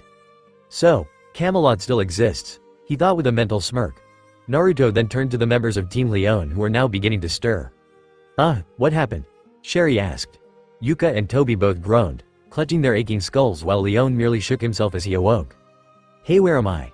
You? Leon snarled as he tried to get up only for Haku to kick him in the stomach. What happened to the temple? He stared in disbelief at the large crater where the temple had once been. What happened to Deliora? I destroyed the temple and Deliora with it. You destroyed Deliora? That was my destiny to fulfill. That was my purpose.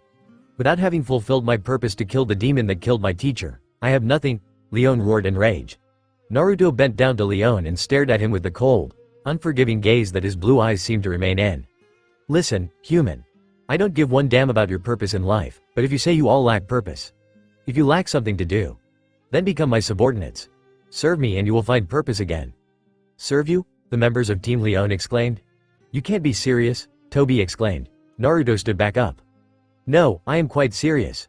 You four seem to have the look of trustworthiness should one look at you at first glance. As a result, I would like you to join a legal guild so as to give me inside knowledge into the workings of the legal guilds.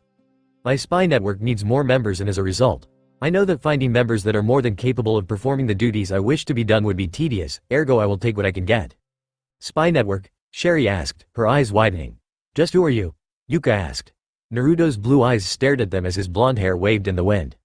You may know me as the Oguna Fujin. Team Lion's eyes widened in shock as they looked at the SS-class mage. You're the most dangerous man in all of Fury? Yuka asked with a disbelieving gaze. Seeing that gaze, Naruto heightened his magic power and suddenly the force of gravity seemed to have increased on the four mages. Sherry, Yuka, Toby and Leon all watched in fear and slight amazement as the wind picked up around the blonde. The magic then died down and Naruto stared at them once more. Do not question me. Your orders will be primarily for my own purposes. You will have the freedom to do as you wish until you are given orders to do what I ask of you. Know that should you question my motives or should you question me at all when I give you orders, punishment will be dealt. Am I understood? Naruto growled out. The four stared at Naruto before Leon fixed himself into a kneeling position. I am rather lost in my ways now that you have taken the act of killing Deliora from me. But if serving you will help me find purpose in life once more, then I will serve you. I understand what you ask of us, Fujin-sama. Naruto nodded as the other three followed Lion's example. Very well. Your first assignment will be to join a legal guild. Once that is done, you are to give me updates into the workings of the guild you joined, its mimibiars and whatnot. Once that is done, if anything of significance occurs outside of the guild you have joined, you are to report to me, understood? Yes, the four barked. Naruto then turned to Leon. Also, Ice Mage. Leon. Leon Vastia. Leon introduced himself. My colleagues are Sherry, Toby and Yuka. He gestured to each member of Team Leon. Your identities are noted, anyway, with respect to having taken the act of killing Deliora from you. Your teacher would have done so anyway even if you had managed to release Deliora. Leon and the others stared in shock. What do you mean? He asked. Iced shell freezes the opponent in an unmeltable casing of ice made entirely of the user's magic power that is draining to the point of death, making the body become ice as well. Your teacher's technique actually had a secondary effect alongside the act of freezing the opponent in cryostasis. The iced shell technique also allows the one trapped inside it to have their magic power drained from their bodies. Deliora, being immortal and being a demon of Zareth, had large quantities of magic power. However, over the past 400 years there was no doubt Deliora would have died either way. Your quest would have been in vain and your human idiocy to prove you are stronger than your teacher just through defeating something that she could not, would have been paramount. Leon blinked in shock before punching the ground. So in the end, did kill Deliora. Yes, she did. Now get up. You have your jobs to do. Naruto ordered. Leon and the others stood to their feet before heading in the direction of the village. Haku, Fu, Chome, Kurama and Naruto followed behind them. However, as Naruto was walking he caught a whiff of a familiar scent. Why is she still here? Naruto thought. Kurama. Move on without me. I will meet with you momentarily. Where are you going? Kurama asked. Naruto blinked. To take a piss, he said. Kurama's sweat dropped at that. Alright. You. Do that. He stated with an unsure tone since he had no idea how to respond to that. As Kurama flew after the group, Naruto looked around before following the scent. After a few seconds of speeding through the trees, he came to a stop on a rather thick tree branch before looking down to see Zalti. He then had the pleasure of seeing Zalti transform before his eyes, becoming the very beautiful Altir Milkovich. So I was right, he stated aloud, causing her eyes widen in shock. Ogana Fujin. She jumped back. Naruto stared at her as she held up her teal orb, ready to fight. Why fight a battle you would surely lose, Grimoire Heart? Naruto spoke. Altir gritted her teeth as she felt the magic power flowing off of him, easily overwhelming her own. What do you want? Altir asked. I am curious as to why a member of Grimoire Heart took the time to join up with a band of misfits in an effort to resurrect Deliora. Naruto stated. The daughter of chuckled as she looked at the blonde. You seem rather interested in what I'm doing. While all I wanted to do was take the demon and control it for Grimoire Heart's own purposes. After all, it is one of the 7 keys required to awaken Zareth-sama. The dark-haired woman smiled. Naruto's snarled at the mention of the black mage. And you Fujin-kun. Altir's expression became a hardened glare. You're getting in the way of things. You destroyed the temple and Deliora with it. Deliora's use for me was expired so I got rid of it, just as with Lullaby. Naruto replied with a bored tone. Altir walked up to the blonde with a pissed-off look on her face. Deliora was a potential asset for Grimoire Heart. Mark my words, Fujin. You will go too far and begin to see how much of a threat you are, and when he does, he's going to kill you. Naruto smirked beneath his face mask. You sound like you worry for me, my dear. He spoke sarcastically, causing Altir to blush with embarrassment from calling her dear like if she was his girlfriend or wife. WW what? Naruto chuckled at the woman's flustered look. It was so amusing to look at when her face turned partially red. Just stay out of the way. I'll stay wherever the hell I want to. Naruto growled as he bent down to stare into Altir's eyes. The brown-eyed woman glared back at him with equal intensity as lightning seemed to spark between their gazes. You men are so damn stubborn. Why can't you just do as you're told and stay out of other people's business? You're the one who got into my business, you idiotic woman. It's your own damn fault for coming here to interfere with my agenda. Idiotic? Why, you little blonde bastard. Watch who you are calling a bastard, you snotty bitch. As the two argued, they had unknowingly had their foreheads pressed up against each other, though the fire from their heated argument was what caused the delayed reaction. The two blinked as they registered their respective positions before staring at one another. Since when were his eyes this blue? They're so mesmerizing, she thought as she stared into the seemingly endless pools of sapphire. They seemed to swirl like water from a crystal blue ocean. Naruto, on the other hand, had noticed that their close proximity had caused Altir's breasts to have been pressed up against his chest, and he fought back the nosebleed he was sure to suffer from his Altir's current outfit. A dark purple dress with black tiger stripes on it revealed a vast amount of her cleavage, her curvy figure and alluring legs. Holy crap! The blonde's brain blew a fuse at that moment before he glanced back up at the younger Milkovich twin. He immediately straightened himself out and backed away from the dark purple-haired woman. "Well, as I said, I'll do whatever the hell I wish," Naruto said before taking another few steps back and then vanishing into the wind. Altair fought down the blush that had formed on her face before flattening out the wrinkles on her dress. What the hell just happened? She thought before pulling out her teal lacrima. As she pumped magic into it, the image of her twin sister appeared in its depths. Ul-chan, NYA, the cat-fanatical blonde greeted her sister. "Yugito, I thought I told you to keep an eye on the Oguna Fujin. Why didn't you tell me he was coming to Galuna Island, or better yet, why didn't you stop him from coming here?" she growled out. Yugito chuckled nervously. "Well, Galuna Island was so far out at sea, and you know I get extreme seasickness when I go over water. And besides, Matabi-chan is a fire-using feline. You really think she'd be willing to fly across the ocean?" Yugito deadpanned. Altair facepalmed. "You and your seasickness. Fine, but this is the only time I'm letting you off for this." "You're so understanding, Ul-chan," Yugito said sarcastically. "Anyway, did you hear or see? Your little Fujin-kun has a girlfriend, the green-haired girl." "He has a what?" she exclaimed before coughing as she noted the sly look on Yugito's face. "I mean, a what?" she asked in a more relaxed tone. "Yeah, well, apparently he has a little friend, the Wind Dragonslayer, NYA. She's a pretty little thing. But you better make your move quick or you might lose him, Ul-chan, NYA. "Yugito, I swear if you weren't my Nei-chan." Altair left the threat hanging as Yugito laughed. "Well, he seems to have something involved with your hunt for Zarif since the Fujin is looking for him as well." "I know, he implied it in our conversation. You talked to him. He's rather handsome, wouldn't you say?" Altair nodded to her twin sister. "Stubborn bastard is what he is," she grumbled. "Ah, don't worry, Imouto, you'll get him soon enough." "You're pushing it, Yugito Nei-chan," Altair growled, causing Yugito to sweat drop and chuckle nervously. "You're right, my bad. Anyway, if the talking is all you needed to do, then I'm going to go now. Matabi-chan is chasing the fishmongers again." "No, Matabi-chan, not the salmon man." Altair rolled her eyes as the image of her twin sister vanished and the lacrima in her hand returned to its original teal color. What the hell is she thinking? Me and Fujin-kun, PFFT. Preposterous. But she does have a point. The man does have some appealing looks and the mask adds to the mystery.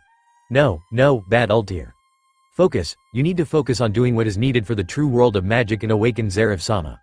Altair said as she teleported back to the Grimoire Heart airship in a flash of dark violet light. Galunan Village, Galuna Island. With the mission being completed at Galuna Island and Naruto having achieved his primary objective, the trio of Dragonslayers and the two Exceed returned to the village to inform them as to how they were being transformed. Apparently the island was actually a demon island and the demon forms they were changing into were actually their true forms. But the effects of the moon drip had resulted in their gaining of amnesia. Naruto then used a powerful energy make, Cho Udama Rasengangan, to shatter the dome of solidified magic energy and thus freed the island of the curse. "Thank you, my good lad." Mocha bowed to the Apocalypse Dragonslayer. "You have helped our entire village, so please grace us with staying here with your friends for the celebration party we shall be having." Naruto and Kurama were about to decline when Fu, Haku and Chome jumped in front of them, wide grins on their faces. "A party? Hell yeah, we're staying," Naruto and Kurama sighed as they looked at each other. "Women," they stated simultaneously. There was just no other way to describe the cause of the situation. As the group danced, ate and drank, Naruto Uzumaki Namikaze, son of 2 wizard saints and Dragonslayer, had managed to have himself dragged away from the celebration area and into a hut where a few of the more grateful female villagers wanted to express their gratitude towards the handsome blonde. "What's going on?" Naruto asked as he looked around the hut with a slightly dazed expression. His question was answered when he saw the scantily clad, physically attractive demon women standing before him. "As thanks for helping our village, even though you originally said you had no plan to actually do so, we wanted to show our appreciation for the fact that you helped us anyway." One demon woman grinned as she grabbed Naruto's hand and placed it on her assets. Naruto's face turned red as blood rushed from his nostrils. Thus, on that day, Naruto had finally become a true man. The next day, Harjin Port, Harjin Town. After the celebration yesterday, as soon as the sun was just barely over the horizon, Naruto had performed memory wipe, the ability of his Mokashiryu no Baikugan, on his bed partners from last night. And wiped their memories of what his face looked like, though as he did so, he couldn't help but get a bit of a blush as he remembered the events from last night. Once he had finished with the memory erasing, he grabbed Kurama and woke up his fellow Dragonslayers and Chome and told them it was time to go. So, in order to leave without notice, they silently left the island of Galuna and headed back towards Harjin Town. After arriving at the wealthy port town in a few hours of flying and ice skating on Haku's part, the group had separated.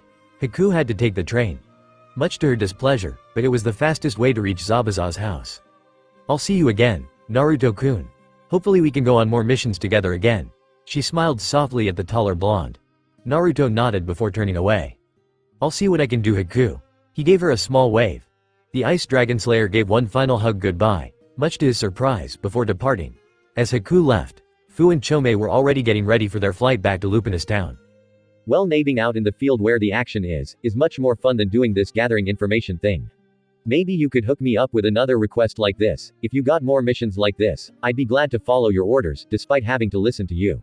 Naruto nodded before pausing. "Oi, Wind Dragon." Fu paused just as she and Chome were about to fly off. What?" Naruto pulled her out of the air and clapped his hands together as she touched the ground. He held up his right hand and the tips of his fingers became engulfed in deep purple flame. Fu's eyes widened only for Naruto's hand to vanish from her sight and plant itself into her stomach. Seal magic. Removal. The wind was forced out of her lungs and Chome and Kurama stared in shock at the violent move.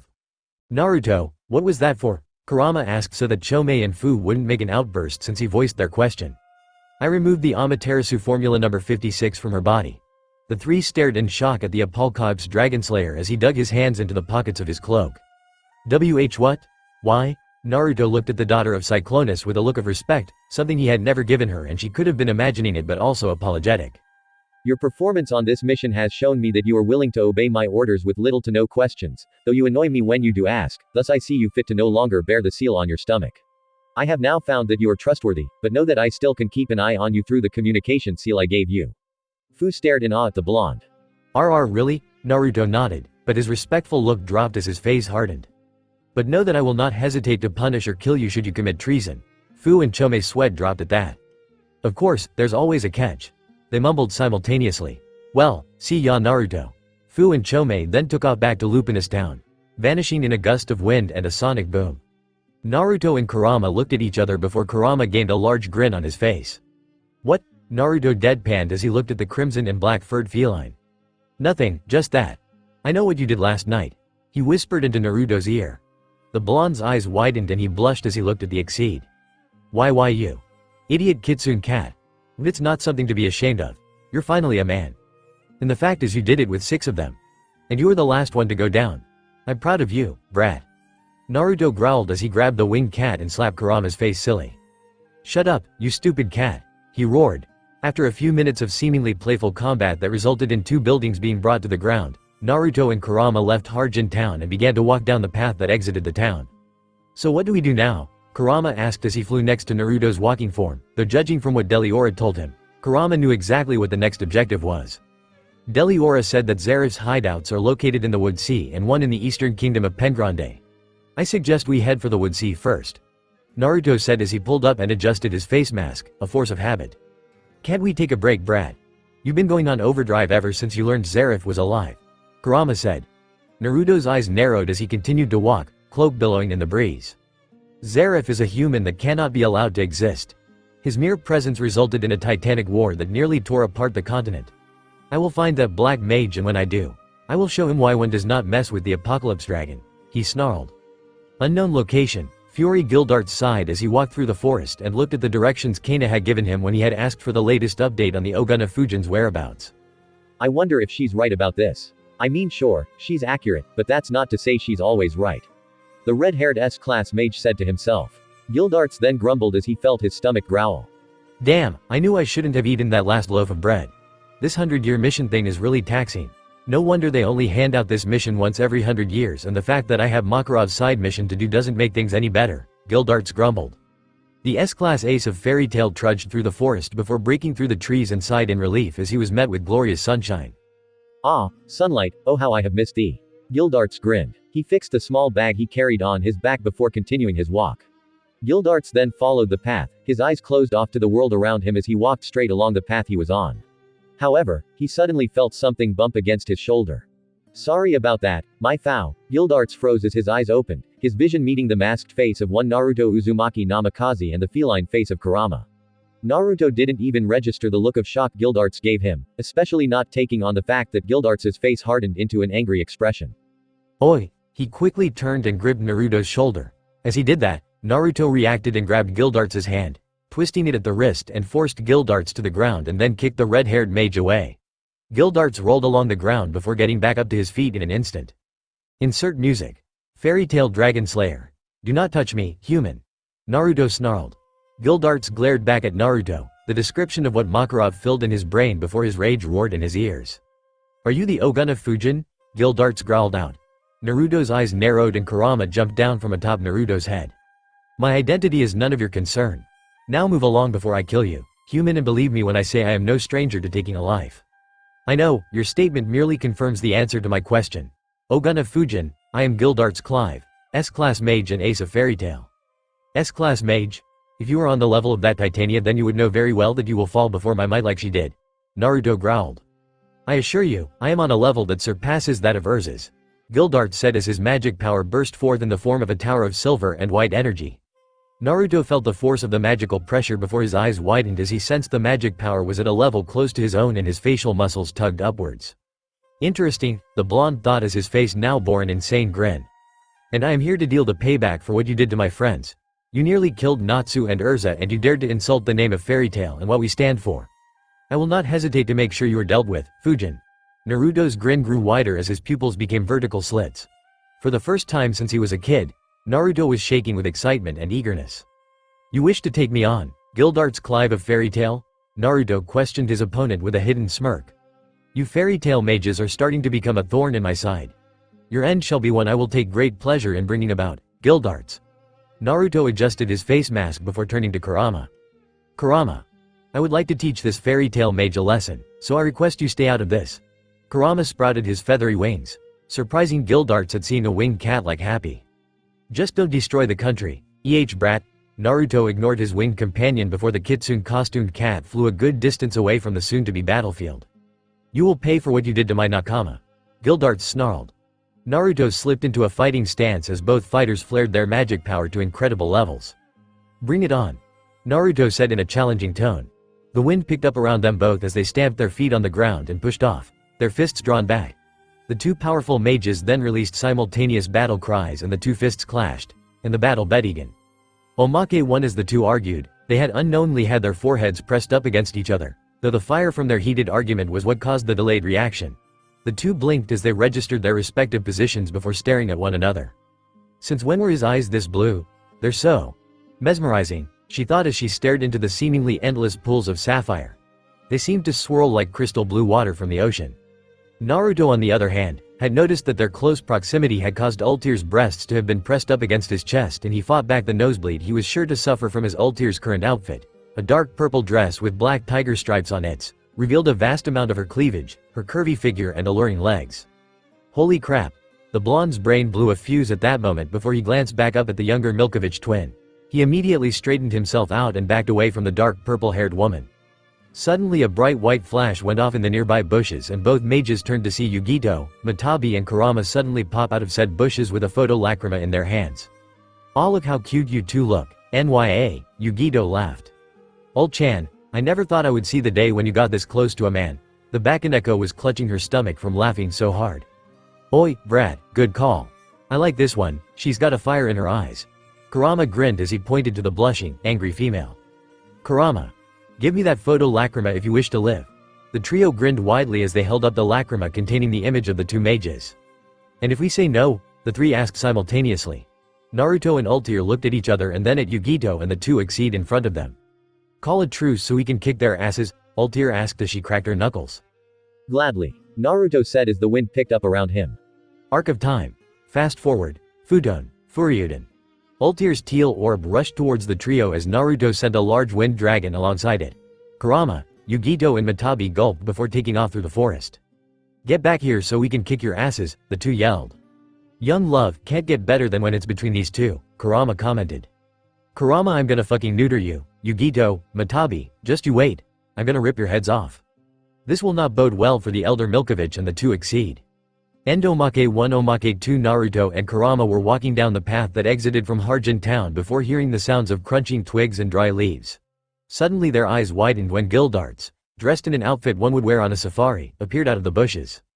Oi mates, look over there, he spoke in an Australian accent for some reason causing both the Oguna Fujin and the Onibi Myobu to blink in confusion. They gazed in confusion as Gildarts suddenly pointed at them. "See those two creatures over there? That's the Oguna Fujin and the Onibi Myobu." He pointed at the two SS-class criminals. "They are the most dangerous creatures in all of Fury. One strike and I'm gone." He made a slashing motion near his throat. "What the hell is he talking about?" Kurama asked. "More importantly, who the hell is he talking to?" Naruto said. Gildarts then walked up to the two wary creatures. "I'm gonna poke him with a stick." Gildarts suddenly pulled out a long stick from behind him, making Naruto and Kurama's eyes widen. Where the hell did that stick come from? They thought as they looked around on the ground, seeing no sign of there being a stick anywhere. Gildarts suddenly poked them in their stomachs, causing them to scratch the assaulted area. "What was that for?" Kurama asked. "Ah, they're angry." "What, we're not angry, we're just..." He never got the chance to finish as the Australian accent-speaking Gildarts leapt away from them and back into the brush. Naruto then looked to see two men, one with a video camera and the other with a microphone. The man with the microphone then stepped in front of the camera and began to speak. And that concludes this week's episode of Creature Hunter. Gildarts. Tune in next week as he plans to touch a giant mountain troll. How will that play out? Find out next time on Creature Hunter. Gildarts. The two strange men then turned to see Naruto and Kurama staring at them, their eyes faces as blank as a sheet of paper with question marks dancing above their heads. Shit, they're angry. The two men dove into the bushes after Gildarts. Naruto and Kurama blinked before turning to face an invisible audience. What the fuck just happened? End Omake 2.